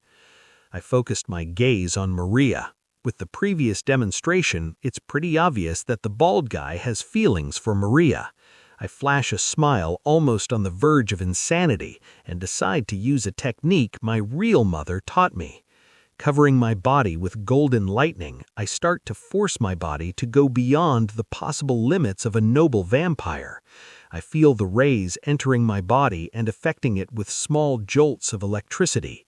This is a self-destructive technique that only can be used by me. This technique expands my speed above the limit of sound. I kick the air with my legs, and suddenly I hear a sonic boom. Boom! I feel the woman's strands snapping and releasing me. When I'm released, I use my speed and appear behind Maria. I was tempted to finish Carlos now, but when I saw his body being covered by dense golden energy as I ran, I changed my mind. And this decision to kill Carlos here wouldn't satisfy me. He needs to suffer. He needs to see his mate become something he hunts. I bite Maria on the neck, and when she realizes what's about to happen, she screams, "No!" I hear Church Hound's desperate cry, and it made me bite her neck even harder and make her scream even more. "Maria!" Carlos ran towards us, but the moment he wanted to act to help Maria, I disappeared. "Cursed be the vampires!" The Church Hound's scream was ironically like a devil's scream, and I don't know why, but I start to laugh out loud and with tears in my eyes. "Fuck you, shitty dog!" I yelled as I fled. A few km away from Sasha's mansion, Sasha throws Maria on the ground and tears off the crucifix that was around Maria's neck. Then she bites her finger and a drop of blood falls to the ground. When this drop falls to the ground, a magic circle is formed. "I didn't prepare the proper materials for you to become my full-fledged servant, but who cares? With this, you'll become what you hate the most, a vampire. And worse than a normal vampire, you'll become a defective vampire." She spoke with a smile that showed all of her sharp teeth as tiny tears fell from her face. The last vision before Maria fell into unconsciousness was the image of Sasha smiling at her with a crazy smile as tears fell from her face. Kaguya listened to the whole story from Sasha's mouth in silence. From beginning to end, Kaguya's expression didn't change, but Kaguya's indifferent atmosphere suddenly exploded with killing intent when she heard the state of Julia's body. Kaguya looked at Maria, the former vampire slayer who has now turned into what she swore to kill. Kaguya's expression remained indifferent, but her atmosphere said everything she needed to know. She's furious. Maria, the new maid of Sasha, just looked at Kaguya with serious eyes. It was like she wasn't affected by Kaguya's pure intent to kill. But if we looked with sharper eyes, we would all be able to see small beads of sweat falling from Maria's face. Maria's instincts were screaming for her to do something, but unfortunately the master's order was absolute. She couldn't do anything. Since the moment she became a servant to Sasha, the noble vampire always had her on a tight leash. She always ordered her to stay close. A trap. The church dogs are more active than I thought. Something is going on behind the scenes. Kaguya spoke in a neutral tone as she looked at Sasha. Her killing intent suddenly disappeared, but Sasha could see by the look in Kaguya's eyes that her anger has not yet ceased. "Yes, according to my maid, a man named Lucy stole something very valuable from the church. Unfortunately, I couldn't get information on what that something is. My maid didn't know anything." Sasha spoke neutrally while showing disdain for the word "my maid." "Are you sure about that?" Kaguya questioned her. Sasha decides to demonstrate with actions. She looks at Maria, then Sasha's eyes start to sparkle. "Tell me what you were planning to do with your lover." "We were planning to get married and have kids next year." Maria spoke in a robotic tone as her eyes glowed red. Sasha's smile grew into a hateful smile when she heard these words. She seemed to be planning something, and Kaguya noticed this smile. "When you killed my former head maid, what did you feel, and what was your purpose in making that trap?" "Nothing. I feel nothing. After all, this is just a job. Carlos attacked the mansion head-on and killed all the servants, while I ripped the vampire maid's head off and set a trap with my wires. Our goal was to capture the heiress of the Folger clan." "Stop. I get your point." Kaguya spoke in a neutral tone. She understood why Sasha was demonstrating this to her. Sasha wanted to tell Kaguya with these actions that the new maid was under her control. Oh, but now it was getting to the good part. Sasha spoke like this was all a big joke. She obviously wasn't right in her head. Continue. Why did you want to capture me? Sasha ordered. The Inquisition received information that the leader of the Folger clan lost his position as a vampire count and became an ordinary noble vampire. The Inquisition decided it would be a good opportunity to further weaken this clan by capturing their heiress who was located in the United States of America. Kaguya opened her eyes wide when she heard what Maria said. Seeing the shocked expression on her always stoic face, Sasha can't help commenting in a broken tone as her eyes constantly change from blood red to green. Yes, funny, right? My parents will lose the Earl title. My mother probably must have done the stupid things she always does, and in the end I think she bet our title on some stupid game made by the nobles. And because of that, these idiots here thought it would be a good idea to capture me and use me as a bargaining chip so they can further diminish the strength of my clan. And you know what's funny? Sasha spoke. If these church dogs had been successful, my parents wouldn't care about my existence. They would say I was weak or something, and that I should die. A very funny situation, right? The only people who cared about me died because of those idiots who call me daughter. Sasha spoke dismissively. Lady Sasha, Kaguya didn't know what to say. I don't want your pity. Sasha was about to say something, but suddenly she realized that Kaguya was standing beside her while her body was hidden by the darkness. I'm sorry, Lady Sasha. Huh? Sasha just stared into Kaguya's red eyes with a shocked expression. She never thought Kaguya would do that to her. Kaguya slits Sasha's neck and blood sprays her face. Soon Sasha falls to the ground as if she were dead. Kaguya disappears again and appears behind Maria and then attacks the maid's ribs with shadowy daggers, after which she slashes Maria's neck. Maria's eyes suddenly lose the glow of life and she falls to the ground. Sigh. It's hard to be a perfect maid. Kaguya sighs as she wipes her face with a handkerchief she took from her pocket, and suddenly her shadows start to grow and slowly swallow Maria. Then Maria's body disappears into Kaguya's shadows. Kaguya turns her face and looks at Sasha's body as several thoughts run through her head.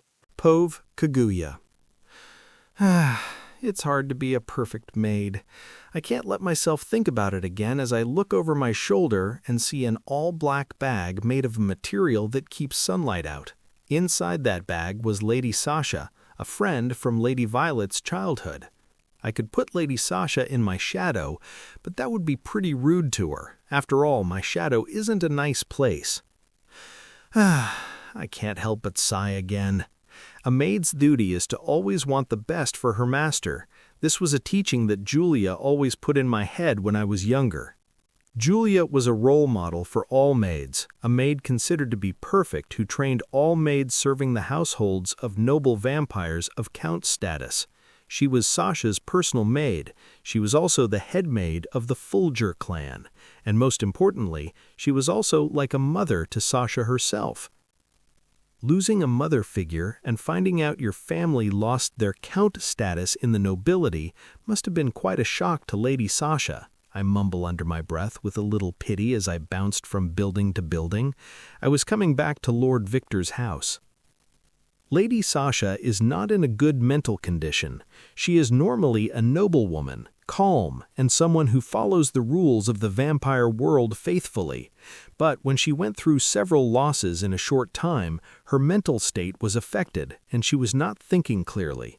If I left Lady Sasha alone, she would make a rash decision that could cause her death. And if Lady Sasha died, Lord Victor would likely lose himself in bloodlust or fall into a deep sleep. After all, the ritual is something that cannot be broken. To prevent the worst fate from happening, the three women must stay together, because if they don't, they will suffer. Lord Victor needs his wife's blood, and his wives need Lord Victor's blood. And since Lady Violet is Lord Victor's wife, I need to resolve this situation. Should I really look for another job? Maybe I can go back to Japan and teach younger maids in the future. I spoke out loud, but I knew that was not what I wanted. I want to be a perfect maid, and a perfect maid is one who chooses her master. But it seems I was far from that goal. Maybe Lord Victor will praise me for doing a good job. I shake my head several times to get this thought out of my mind, not noticing that my face is a little red. I keep jumping from building to building. Victor's POV. Violet and I returned with the 2 hunters to her mansion. After quizzing the hunters about their abilities and everything I could know about the techniques they use, I was satisfied when I finished my interrogation. I left the 2 hunters in the care of Violet and Violet's servants.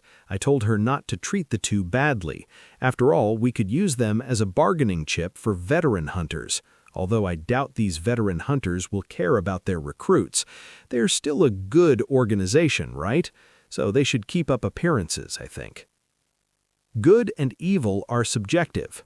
If I do good for one person and at the same time I harm another person, even if I don't know I did it, for the person I harmed, I will be considered evil, and for the person I helped, I'll be considered good. In the end, there is no good and bad. What exists are just choices and the consequences of your choices. As Newton said in the past, for every action you make, a reaction is created at the same time. That thought can be included in real life too, and not just in physics. Before leaving the mansion, I told Violet to bring more clothes than usual, because I would use that excuse at home. After all, I know my mom. I'm sure she'll ask why Violet didn't come home. Violet agreed with me and said she would. Returning home, I meet my parents. "Where's Violet?" my mom asked. She was watching a movie while my dad was washing the dishes. Apparently, they bought food. In our house, there's no such nonsense of the man sitting on the couch and the woman washing dishes. We divide our tasks into weekdays. It seems like today is my father's day to wash the dishes. She's a little busy. She lives in a mansion, so she has a lot of clothes to bring. I spoke in a neutral tone. You really hit the jackpot.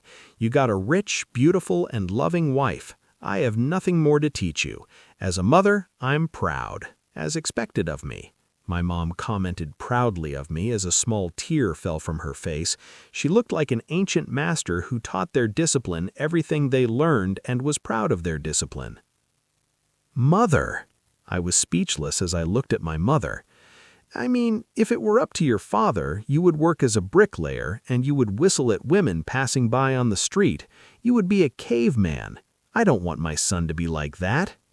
She spoke with a serious face, as if she were teaching me something important. Oof! I saw my dad react like a knife had gone into his chest. Woman, why did you agree to date me back then if I was a caveman? My dad practically yelled as he stopped washing the dishes. My mom turns her face and looks at my dad and responds with the same honesty she always has. Well, you were tall, muscular, and knew how to treat a woman well. And your dragon warrior was a great warrior too. Anna, Leon. The 2 looked like they were 2 teenagers in love. Okay, stop. I don't want to hear about that, I said while making a stop gesture. I was used to this casual exchange from my parents, but even though I'm used to it, I don't want to see it. Suddenly, Kaguya walks through the door of the house, and when she closes the door, she calls my parents' attention. "Mr. Leon and Mistress Anna, I came back. Sorry for the delay." "Oh, Kaguya, right. Where were you? I haven't seen you all morning," my mom asked. "I was solving some problems that Lady Violet forgot to deal with." Kaguya spoke in a neutral tone. "Oh, good job. As expected of a professional maid, you guys are different," my mom praised her honestly. It seems that my mother's compliment seemed to work because Kaguya flashed a small, satisfied smile and spoke in her usual neutral tone as she seemed to puff out her chest. "This is easy for me." Umu, get in the house. Let's talk." My mom spoke with a big smile as she invited Kaguya to her side. "Unfortunately, I can't do that right now. I'm working. Kaguya said as she grabs my arms. I'm a little surprised by Kaguya's attitude. Oh? My mother displays a meaningful smile. I look at her smile and immediately understand what she's thinking. Are you after another girl? What if Violet finds out about this? Be careful, I won't meddle in your personal life, but I don't want a child killed by their wife. How do I know she said those exact words? Well, in the past, she and I talked a lot about the future, and she said those exact words. She said she wouldn't meddle in my personal life. After all, I would be an adult in the future. She just didn't want the tragedy she saw in an anime to be repeated with her womanizing son. I felt a lot of damage that day when she said the word womanizing. At the time, I couldn't even catch a fly, let alone catch a woman. Lord Victor, we have a problem, Kaguya spoke in a low voice as she looked at me with a serious expression. Seeing Kaguya's serious expression, I understand that something serious has happened, and Kaguya needs me for something. After all, she's a serious maid, and she wouldn't make a joke about a problem. I nod my head, indicating that I understand, and I tell my parents, I'll work something out with Kaguya. I'll be back soon. Take care, my mom spoke as she waved at me, but suddenly she makes an expression like she remembers something and she yells, Victor, you should go get Zach from the vet. He must be missing you. Oh, I had completely forgotten about my cat. Now that I've stopped to think about it, I've been missing stroking that fluffy fur. Deciding that I would pick up Zach from the vet later, I went out with Kaguya. When Victor left his house with Kaguya, they entered a secret passage that was close to a wall, and soon they slowly descended into the basement of the house. Do you think Victor is doing things with Kaguya? Leon asked curiously when he saw the house door close. I doubt it. I know my son. I raised him to be a loyal man. He won't run after another woman if he's married to a woman as beautiful as Violet. Something probably happened. Anna, Victor's mother, spoke with an unconcerned expression. I see, Leon said, and then continued washing the dishes. Wait, they're married, right? But why was there no wedding ceremony? He spoke as he washed the dishes, but when he realized what he was saying, he looked at Anna. Suddenly, Anna looks like she's been struck by lightning. She freezes and looks at Leon with shining eyes. It was like she had something interesting to do. Leon, seeing this, just thought, oh shit, I'm sorry, son. ... I didn't know maid work included kidnapping beautiful women. Is that a new kind of fetish? I asked Kaguya, who ignored what I said while looking at the two blonde women who were sleeping in two separate beds. The first blonde woman was wearing a modern maid dress that looked like Kaguya's. And the other woman, she was beautiful. Unlike Violet, she had short blonde hair that reached her neck, very pale skin, thick thighs, and big breasts. She was wearing a long-sleeved black silk shirt with two-button collar that goes to the middle of the neck. Between her breasts was a white square-shaped tile embroidered on the edges in gold. It looks very tight, and since it is silk, you could completely see her round breasts and her very slim waist.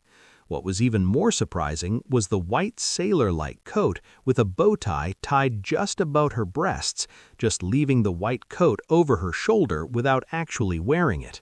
She wore white skirt with two belts, one at the waist and one falling more diagonally on the right side. It was cut like those cheongsam dresses and showed off a sexy black garter belt that covered her long, perfect legs. I noticed she was also wearing white 2-inch high heels, but the heels were leaning against the side of the bed. This woman was very attractive. I feel my vision changing. I look at her and feel the same thing as when I saw Violet for the first time. It was an inexplicable attraction. It was like I needed to suck her blood. Ugh! I put a hand to my throat and walk away quickly. Looking at my reaction to seeing the blonde woman for a long time, Kaguya spoke in a neutral tone. You're reacting to her, aren't you? Who is she? I asked as I held my heart. I thought I had quenched my bloodlust with Violet, but why was I reacting so strongly? Kaguya doesn't answer. She looks at the woman who's been lying in bed for a long time, and I see her hesitate as if she's making an important decision. In the end, she seems to make up her mind, then looks at me and speaks in a serious tone of voice. "This is your wife." Huh? I look at Kaguya in shock with my mouth agape. "She is your wife." Kaguya repeated what she said in the same tone of voice. "That I heard," I said in a surprised tone. I took a deep breath and asked in a neutral tone. "What I meant was, what do you mean she's my wife?" "Well, she is your wife," she spoke with a confused face. "Kaguya." I stared at her with a look telling her to explain what was going on. Kaguya sighed. "Normally, as a servant of Lady Violet, I shouldn't be telling you this information, but—" She bit her lip, and it looked like she was having some difficulty speaking. I start to think of Kaguya's personality. She is a loyal maid who claims to be the perfect maid, a maid who does everything for her master's sake. Oh, I get it. She's thinking she's committing a betrayal by talking about something Violet probably forbade. I move closer to her as I try to ignore the temptation to bite the blonde woman's neck who was lying asleep on the bed. I swallowed hard and bit my lip a little. I patted Kaguya's head and said, "Don't worry, just tell me what happened. If Violet says something, you have my support." When I started stroking Kaguya's head, I felt her body tremble a little, and then she shows a small smile on her face. She seems happy about something. Then she says, "I will trust Lord Victor." She spoke in a neutral tone while keeping the smile on her face. Realizing she was going to tell me what's going on, I stopped stroking her head. I feel her shiver a little, and suddenly Kaguya's hand moves at inhuman speed and takes my hand and places it on her head again. Then she lifted her face and looked into my red eyes with a blank look. Question marks started appearing around me. I didn't understand what was going on, but when I looked where she was holding my hand, I understood something. She wanted me to stroke her head. Soon, I start stroking her head again, and she displays a satisfied smile. I can't help shaking my head to myself when I see this maid's attitude. She claims to be a perfect and serious maid, but she is surprisingly cute sometimes. Somehow, seeing Kaguya's expression, I managed to calm down. My bloodlust was still screaming like crazy, but now it was on a more manageable scale. "Explain what happened," I told Kaguya. Kaguya nods and says, "This woman's name is Sasha Folger, just like Lady Violet. She is your wife." Soon she starts telling me all the events that Sasha suffered. I listened to everything with a neutral expression as I stroked Kaguya's head. My emotions fluctuated sometimes. When I heard that Sasha was happy, I was happy. But when I heard that Sasha was almost captured by the hunters, I felt a wave of intense anger in my chest. These emotions were foreign to me.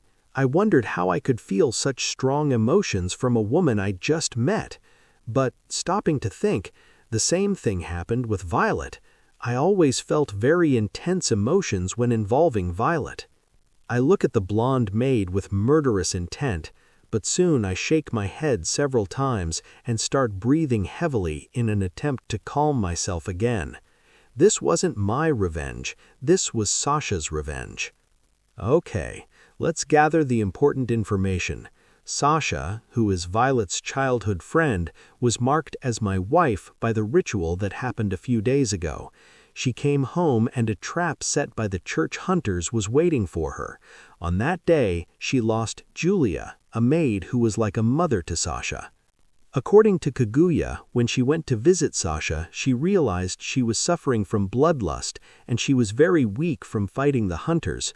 Realizing that Sasha might make rash decisions because of her desire for revenge, Kaguya kidnapped Sasha and brought her to me.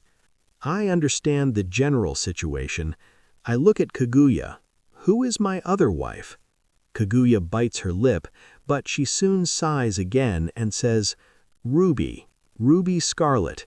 She's Lady Violet's other childhood friend." Ruby. Isn't she the most popular student in med school? Let me remember. Red hair, green eyes, and with an always listless expression on her face. She was called a genius because she always came first in everything she did. She was very popular with the college men. She was called the untouchable red flower. According to the rumors, in the past she was proposed by several men, but they were all turned down, and some more insistent men suddenly disappeared from the face of the earth. For some reason, an irritating feeling grew in me when I realized that several men were after her. It was like an obsessive desire. Those fuckers. Lord Victor? Suddenly, I hear Kaguya's voice. I wake up from my thoughts and look at Kaguya, realizing that I was falling into the seas of emotions again. I smile a little and say, "Thank you, Kaguya." I stroke her head harder. I see she was breathing more erratically, and she had a small smile on her face. She wasn't breathing like Violet. It was something quieter. "Nice job, Kaguya." I felt Kaguya's whole body tremble as I said those words, and soon she turns her face away and is looking at the wall as if she found something interesting. Kaguya deserved those words. If she hadn't acted then, probably Sasha would have done something dangerous to herself. What happened to me? Suddenly, I hear someone's voice waking up. I look straight ahead and see that Sasha has woken up. Sasha looks around and doesn't seem to recognize the place she woke up. Suddenly, she starts talking in an irritated tone.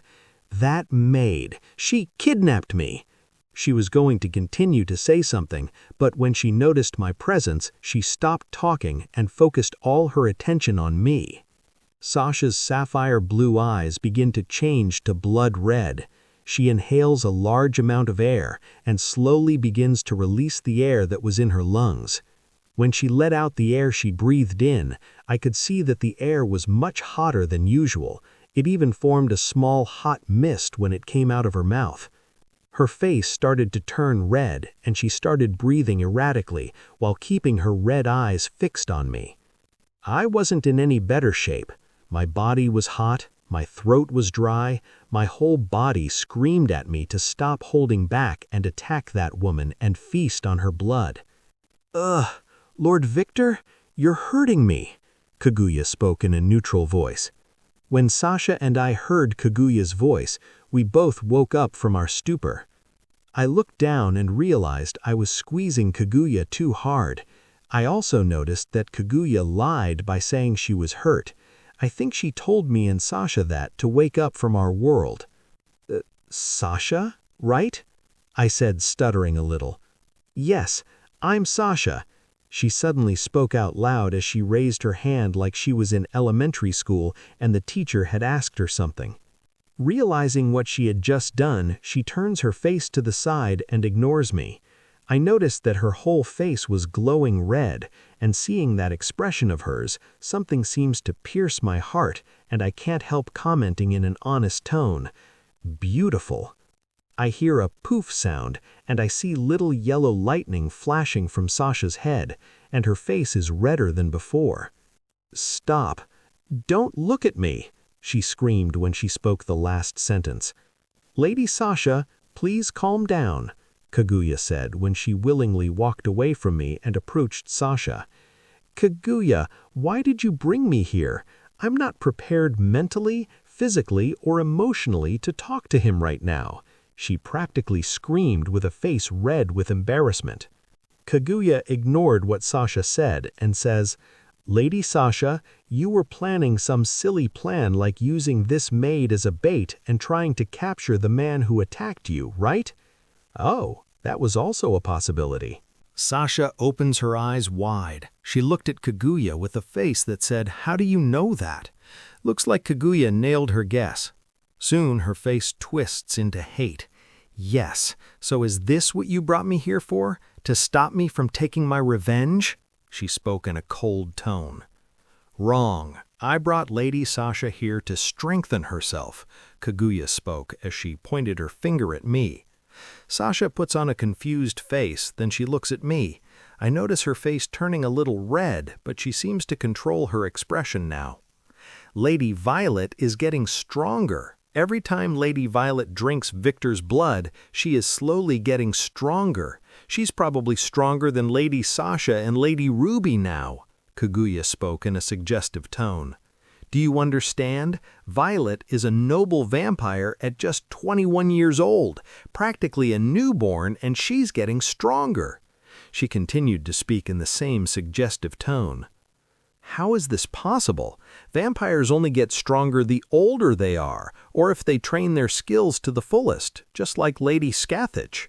Sasha spoke with a shocked face as she mentioned a woman I didn't know.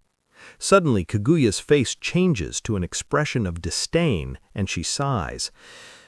"Woman, are you deaf? I'm saying Violet is getting stronger by drinking Victor's blood." Sasha and I looked at Kaguya in shock, but then, as if it were all a lie, she came back with her stoic expression and spoke in a suggestive tone. "Does Lady Sasha understand what to do?" "Huh?" Sasha was so surprised by Kaguya's sudden change of expression that she didn't hear anything. "Tss, tss." Kaguya clicked her tongue in annoyance. Suddenly, Kaguya's body turns to darkness and disappears into the ground, then appears beside Sasha. She grabs Sasha by the arms and throws her towards me. "Kia, what are you doing?" Sasha yelled as she glared at Kaguya. "Kia, that was a cute scream." I can't help but comment as I hold Sasha's waist. She was my height, and she smelled really good. I can't help but smell her neck. Kaguya bows in a gesture of respect and says, "Enjoy some time with your husband, Lady Sasha." Soon she turns and walks towards the bedroom exit, and when she leaves the bedroom, she closes the door. "Huh?" She looked at Kaguya with an incredulous face, but she didn't have time to do much when she suddenly felt me sniffing her neck and holding her waist. I couldn't help it. When she got close to me, I couldn't hold out longer. She turns quickly and looks at me, and when our red eyes meet, we couldn't control ourselves anymore. I see Sasha's teeth change and become sharper. She suddenly pushes me into the wall and tries to bite me, but I don't let her. I throw her to the ground and hold her arms, while she wraps her legs around my waist and keeps staring at me with bloodlust. I let go of her arms, and she wraps her arms around my neck. I put my face to her neck, and then I bite her. I also feel her bite my collarbone and start sucking my blood. Suddenly, an explosion of emotions and feelings are directed at me, and just like Violet, her blood was delicious. If Violet's blood was like food made by the most renowned chef in the world, I think Sasha's blood tastes the most natural.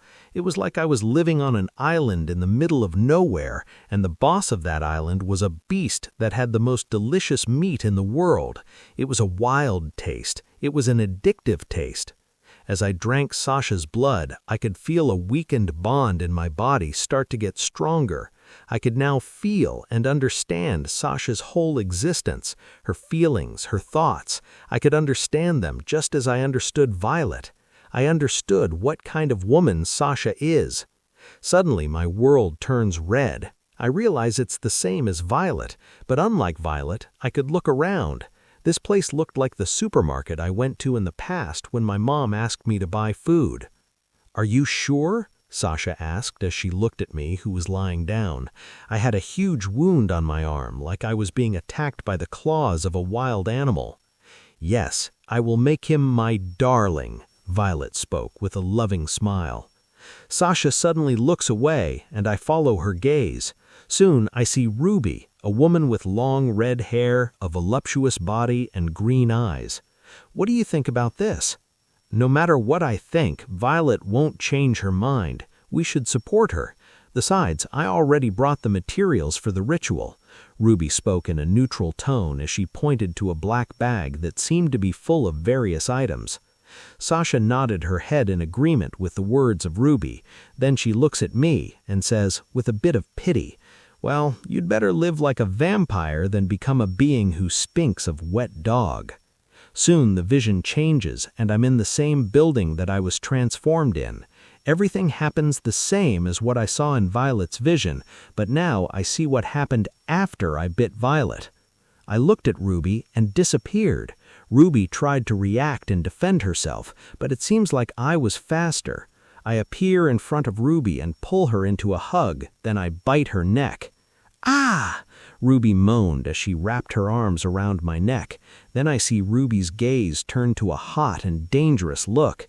She smiles with a smile full of sharp teeth and bites me. "No!" Violet yelled in a crazy voice. Soon Violet looks at Sasha, her eyes glowing red. "Run away from here now, Sasha! Run, now!" Violet uses her speed and approaches me.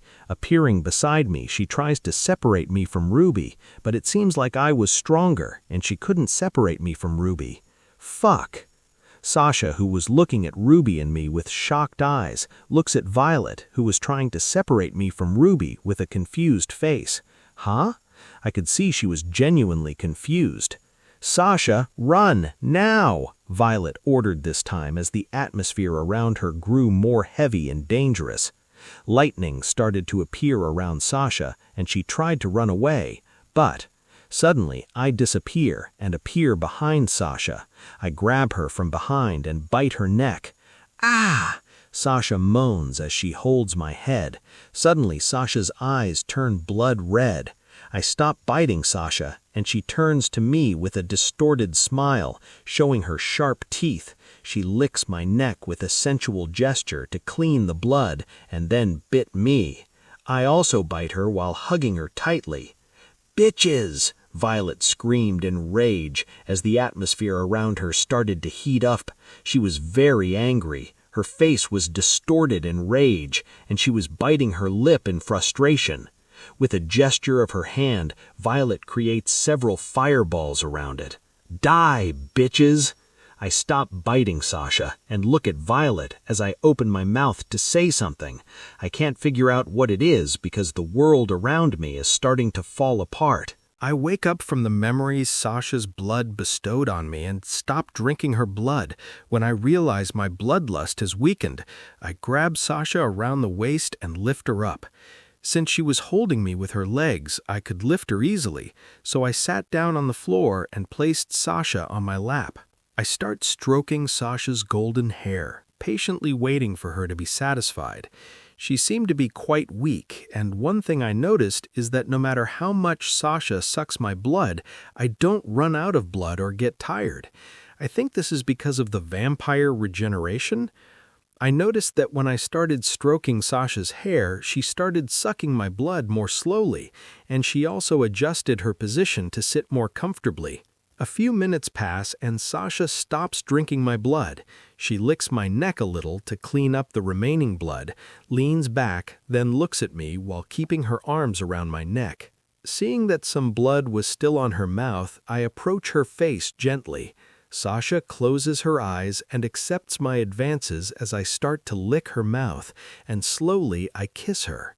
I feel her body tremble a little, but she accepts my kiss and opens her mouth. Soon our tongues dance in each other's mouths for a few seconds, and then I pull away from her. She lets out warm air from her mouth as she looks at me with her red eyes. Her breathing was erratic, and she seemed to be out of breath as she looked at me. Seeing her blonde hair as I looked into her eyes, I couldn't help but think, she is so beautiful. Suddenly, I pull her head to my chest and start stroking her head. She seemed to hold back a moan of satisfaction. I couldn't help but laugh and let out a relieved breath. I needed to calm down. "Do you know that we just met?" Sasha shivered slightly when she heard my words, and I noticed her cheeks starting to get a little red. She looked really pretty. I picked up her hair that fell in her face and put it behind her ear. "I'm not usually like that. It's because of the ritual. Yes, this is because of the ritual, and because I was thirsty." She sat up and spoke to me with a serious face. Her expression would be convincing if her face weren't so red. I flashed a small smile and I pulled her head to my chest again, then continued to pet her. A few minutes passed and we were just enjoying each other's presence. I didn't have to say anything. After all, just like me, she knew everything from my blood. Even though we just meet each other now, we seem to have known each other for a long time. Sigh. Sasha sighed a little, then she pulled away from me and slowly straightened her position. Then she laid down with her head in my lap and looked up at me with her blood-red eyes. When I saw this scene, I had a sense of déjà vu. I remember doing the same thing with Violet, I thought. Although with Violet, I was lying on her lap. You know, vampires bond really fast, Sasha said. Oh? I got curious, and soon I started stroking Sasha's hair again. In our society, when a female vampire takes an interest in a male vampire, the woman will chase the male, trying to tie him up in marriage. It's the same with a male vampire who likes a female vampire. A stalker society, huh? I couldn't help but think.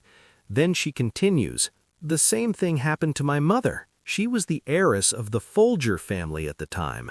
One fine day she saw my father, a blonde vampire with blue eyes, and she became obsessed with him. The next day she kidnapped him and married him." Sasha spoke with a neutral face as she closes her eyes and enjoys my caresses. My father's family had a much lower status than my mother, and vampires by nature are greedy. Because of that, my father didn't complain much when he was kidnapped. Jesus Christ! Wait, isn't this situation somehow familiar? I couldn't help but think to myself. Fortunately, my father was a noble vampire who had a stamina trait far above normal, and when the two of them had a child, I was born. I got my mother's lightning bolt and my father's stamina. Because of that, I can use my skills easily. If I only had my mother's lightning ability, every time I used that power, I would be extremely debilitated. After all, the technique of my clan that uses lightning requires the vampire to have a strong body. I didn't understand why she was telling me this, but I decided to listen in silence. She seemed to be venting her emotions. Just because I was born with better electrical resistance, my mom and dad treated me like a fun object to quench their boredom. They did a lot of experiments for me to improve lightning control. She spoke as if telling the story of someone else. She didn't seem to mind the story, but I could tell by her tone of voice that she's sad. I went through a lot of training. They put me in an electric chair and they tested my resistance to electricity. They threw me under the sea and asked me to use lightning skills to see if I would come out alive. They used the excuse of training to experiment on me to satiate their boredom. After all, I, as a noble vampire, have a much higher regeneration than normal. I went through a lot of training and I almost died several times. She spoke the last phrase with a little pain. But I held on. I held on until these two lost interest in me, and they were bored again. Suddenly, a wave of emotions started to flood my heart. These emotions weren't mine. I bit my lip, and I tried not to demonstrate anything.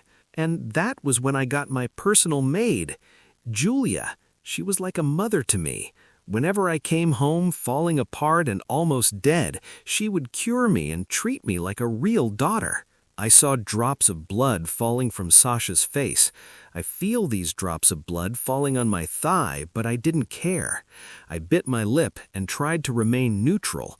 I was feeling my heart sink and I felt like crying. It was a strange feeling. I seemed to be feeling all her emotions. So, I miss her. I felt all the pain and sadness of Sasha when she spoke those words. Her body was visibly shaking and she looked very fragile. I bit my lip as hard as I could and I felt the blood pouring from my mouth and the pain I was causing myself, but I didn't care.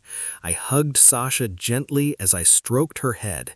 I didn't want to say anything like, "It's all right." I didn't want to be a hypocrite with her, and because of that, I just decided to act as a support for her. Now she just needs someone to vent her emotions. Kaguya appears at the door, and seeing me hugging Sasha, she was going to open her mouth, but I just said, "Leave." My voice came out more demonic than I intended. Kaguya's eyebrows quivered for a moment, but soon she nods her head and leaves the room. I probably don't have a good expression right now. Kaguya's POV. Some time passed, and I was going back to the room I left Lord Victor in with Lady Sasha. When I reached the front of the room, I opened the door, and just as my eyes meet Lord Victor's red eyes, I feel my whole body paralyze. Lord Victor's face was very cold, and I felt my instincts screaming for danger. I also noticed that he was biting his mouth really hard, and he was hugging Sasha very protectively. "Leave." Hearing Lord Victor's order, I felt my whole body demanding as if I had to obey. It was like a primordial urge telling me that I should not deny this order, because if I ignored it, something really bad would happen. Lord Victor's order is absolute. If he ordered me to do something, I must obey. I nod in agreement, and immediately I leave the room. The moment I'm away from the room, I stop walking and regain my consciousness. What happened? I couldn't help but ask out loud in shock as I looked towards the direction of the room where Lord Victor was. A few minutes pass and Sasha stops crying. She looks at me with the face of a person who has just cried a lot. "I'm sorry." Before Sasha can say any nonsense, I put my finger to her mouth in a silent gesture. "Shh, everything is fine. Everything is fine, okay?" Sasha nods her head, and I bring my hand to her face. When she realizes my hand is on her face, she puts her head in my hand. I laughed a little and slowly started to wipe the bloody tears from her face. "Weird, why do I feel so safe with you?" she asked in a confused voice as she looked into my eyes. I could see her eyes had turned sapphire blue. "I'm just built different," I said with a small smile. She laughed a little when she saw my unintentional joke, but I also noticed that her emotions calmed down a little when she laughed. She seemed to be fine. I could feel her heart was serene, but I also felt immense anger hidden by all that serenity. "Violet and I will help with your revenge," I said in a gentle tone. She looks at me with a serious face. I know," I said with a small smile. "Huh?" She made an expression showing she didn't understand. "You want to avenge your mother alone, right? You would probably tell me not to meddle in your affairs." I chuckled a little when I saw her shocked expression. "How?" "How do I know this? It's simple. Our connection told me," I spoke while laughing. "But that's not the way the connection works. It was just supposed to share the couple's location like a GPS." She practically screamed.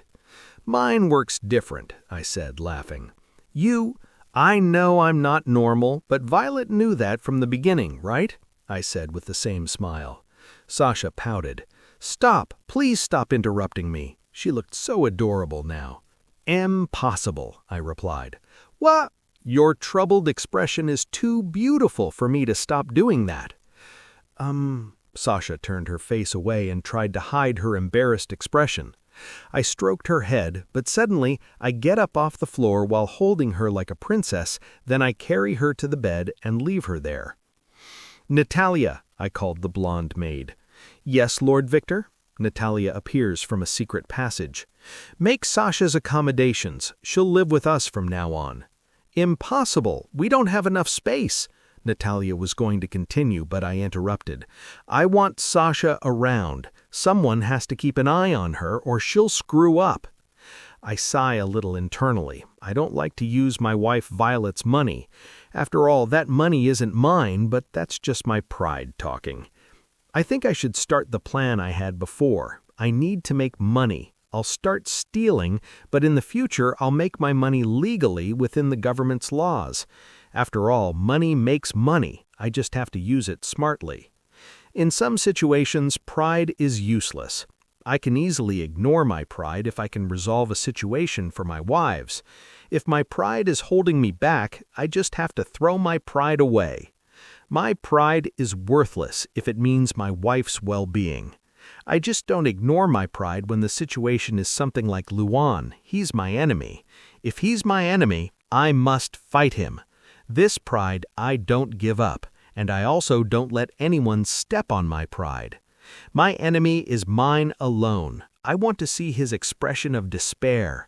I want to see him slowly breaking down as I step on them. This pride I don't give up. That's possible. The building is much cheaper than the defenses made by the witch June, Natalia spoke with a slightly surprised expression.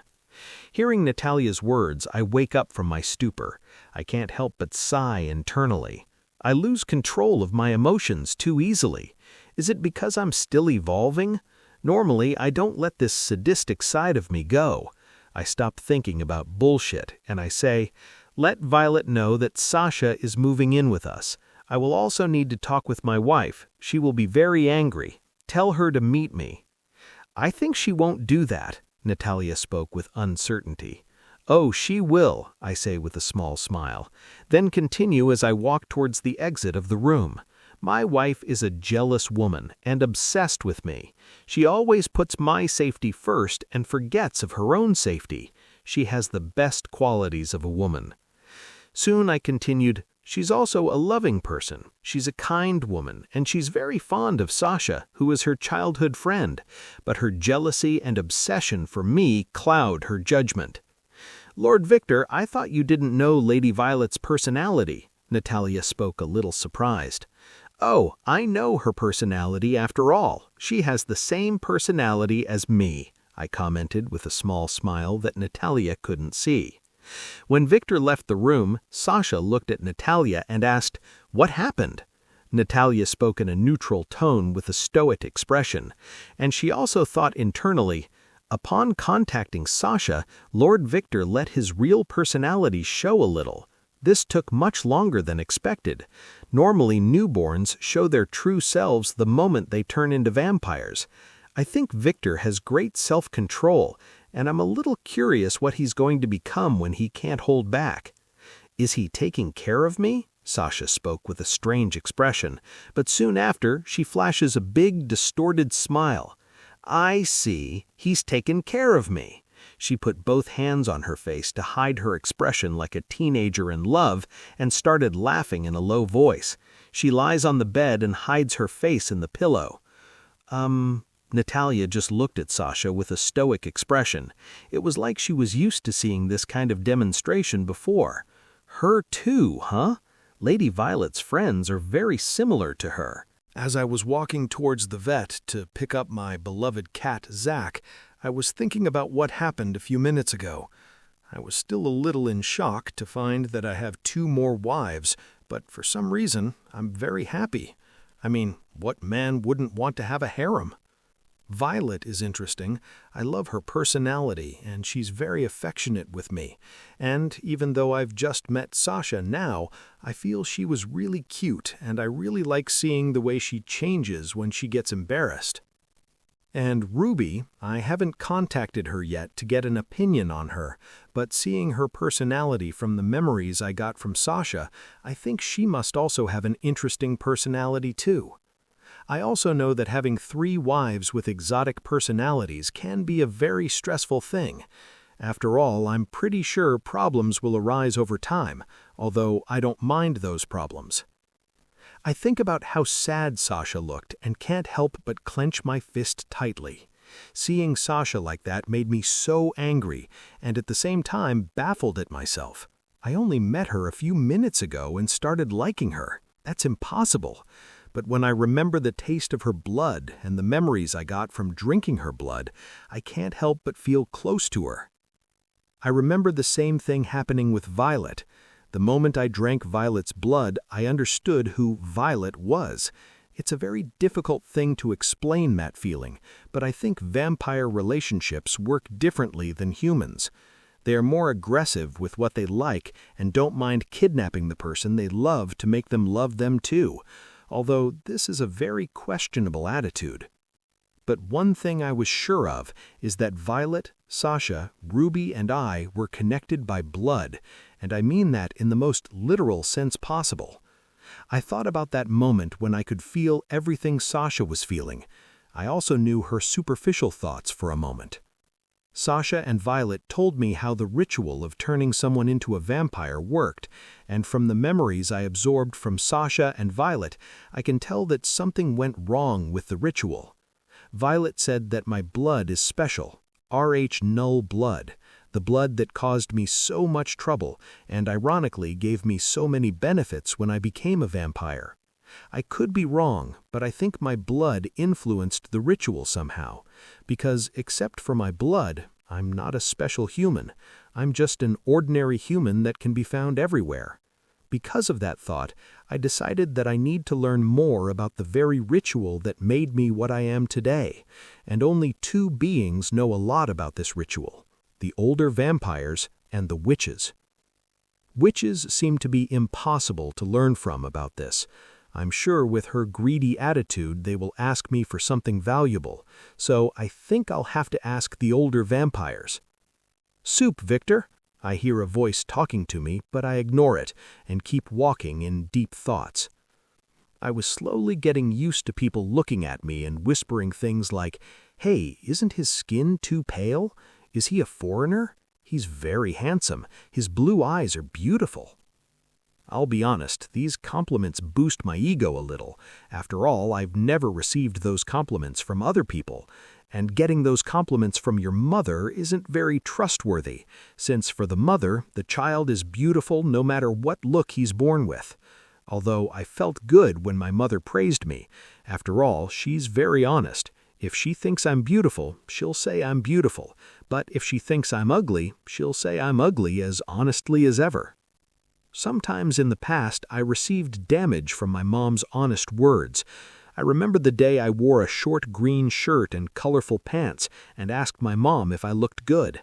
And as always, she was honest in saying, "You look like a clown who went to the circus to work and only wore the pants that were part of the uniform." Just remembering that, I still suffer damage. "Victor!" I heard someone screaming really loud in my ear, and with my new vampire senses, it was like someone had put a speaker on full volume near my ear and had screamed my name. I quickly put a hand to my ear and looked at whoever did it angrily. Seeing that the man who did this to me was my childhood friend, I practically screamed, "You fucking idiot! Why did you do that?" "Bruh, I've been calling you since like 10 minutes ago and you weren't talking to me. Are you ignoring me?" he asked with his usual gentle smile. A man with spiky blonde hair and eyes like a green sapphire. He had an asymmetrical V-shaped face with a gentle smile and a body toned from sports. He was tall at 185 centimeters in height. He was my childhood friend, Andrew Walter. It's been a while since I've seen this idiot. Wasn't he traveling with his mother or something? Thinking about the appearance of Andrew's mother, I can't help but shake my head several times to get the thought out of my head. Don't think of your friend's mother that way. Don't break the brother's code of conduct. The brother's code of conduct was something my friends and I created, and the code was simple. Don't date your friend's ex-girlfriends, don't date your friend's mother or sister, and most importantly, don't date your friend's current girlfriend. Why did we create this? Well, I'm fully aware that my mom is beautiful. I know that with her personality, it's almost impossible for her to cheat on my dad, but it's good to guarantee, right? Andrew's mother is also a very beautiful woman, and my other friend Edward's sister was very beautiful too. So to prevent our friendship from falling apart because of reasons like dating a friend's mother or sister, we made this code. He starts looking at me with questioning eyes. He looks me up and down as if he's sizing me up. Then he nods to himself as if he understands what happened. "Did you take any kind of medicine those athletes use? What's the name again?" He puts a hand to his chin as if he's thinking. "Anabolics?" I spoke while looking at him. "Yes, that's right. Did you take that? Dude, don't do this. I know you were bothered with your body, but those meds only make your health worse. I'll tell your mother," he said, with that last part sounding like a child who caught his friend doing something wrong and said he was going to tell their mother. "I didn't take those," I practically screamed. "It's okay, you can be honest with your friend," he spoke as he touched my shoulder with a look that would understand me. This man really makes me angry sometimes.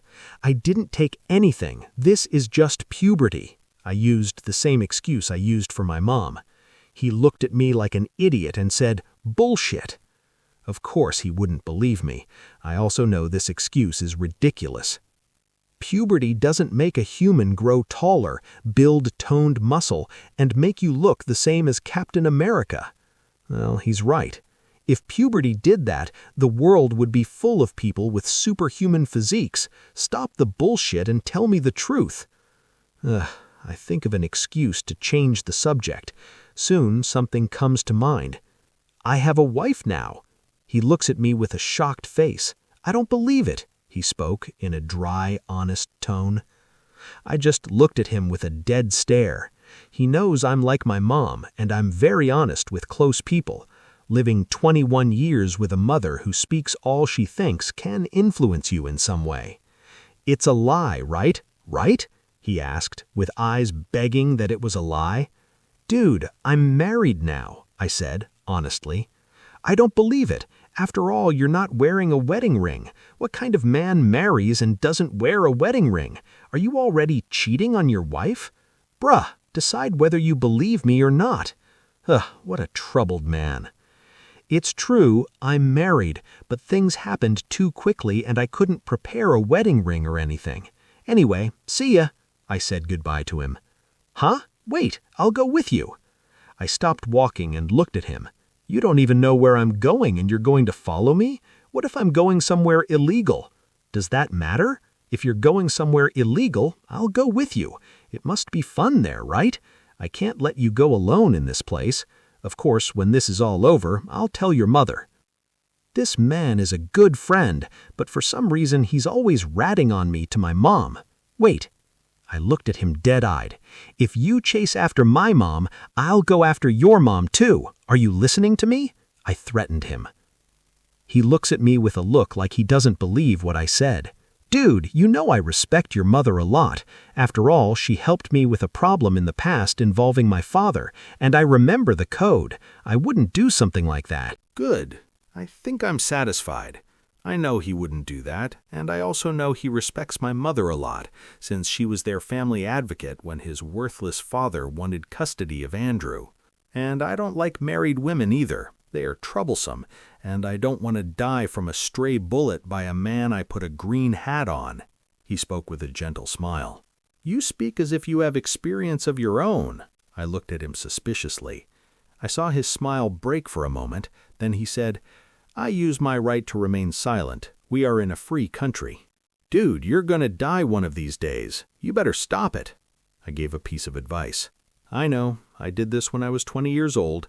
I stopped doing this after what happened in the past. You are only 21 years old. Don't talk like this is in the distant past, I commented internally. Oh, well, was she pretty? I couldn't help but ask, curious, as I started walking towards the vet. I also noticed he started following me. Yes, she was 32 years old, curvy body with dark black hair. She lived in New York and she was from a wealthy family, but her husband was a 66-year-old man. I think she was frustrated because her husband didn't satisfy her. Oh, the pattern, huh? Indeed, he spoke. Somehow I feel sorry for the guy, I commented a little sympathetically. Oh, own experience? Dude, you just got married and you're already taking your wife's greenhorn? Fuck off. He laughed out loud. I had a small smile too. Even though he's an annoying friend at times, he was a good friend. I've known him since I was a kid too. Well, I know with your personality you would probably kill the guy and your wife if you found out you were being cheated on, he commented casually like it was no big deal. Hey, if that happens, I won't stop it, but I won't let you kill yourself. After all, you're my friend. I think I should make a plan in case this happens in the future. Maybe save money and buy a passport abroad. Maybe Brazil? I heard the politicians there are very corrupt, and in exchange for a few dollars, they would help you easily. He began to monologue out loud.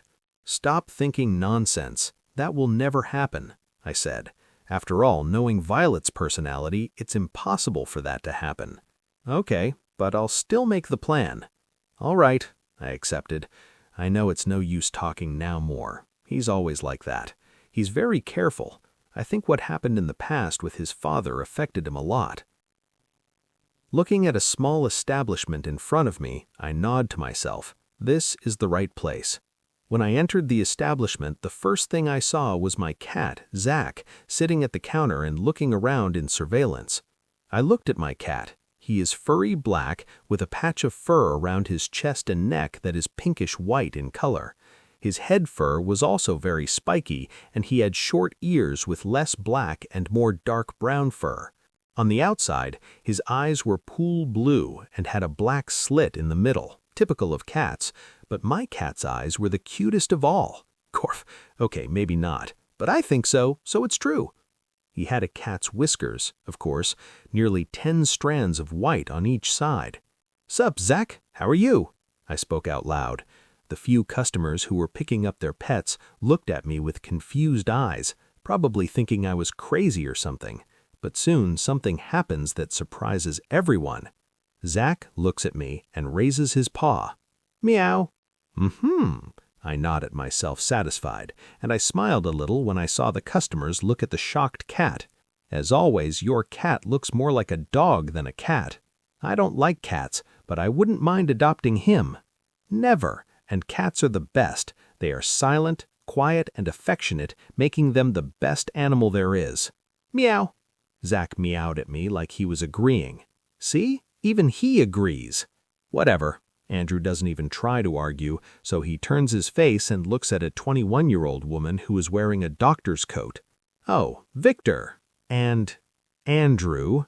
She spoke Andrew's name angrily.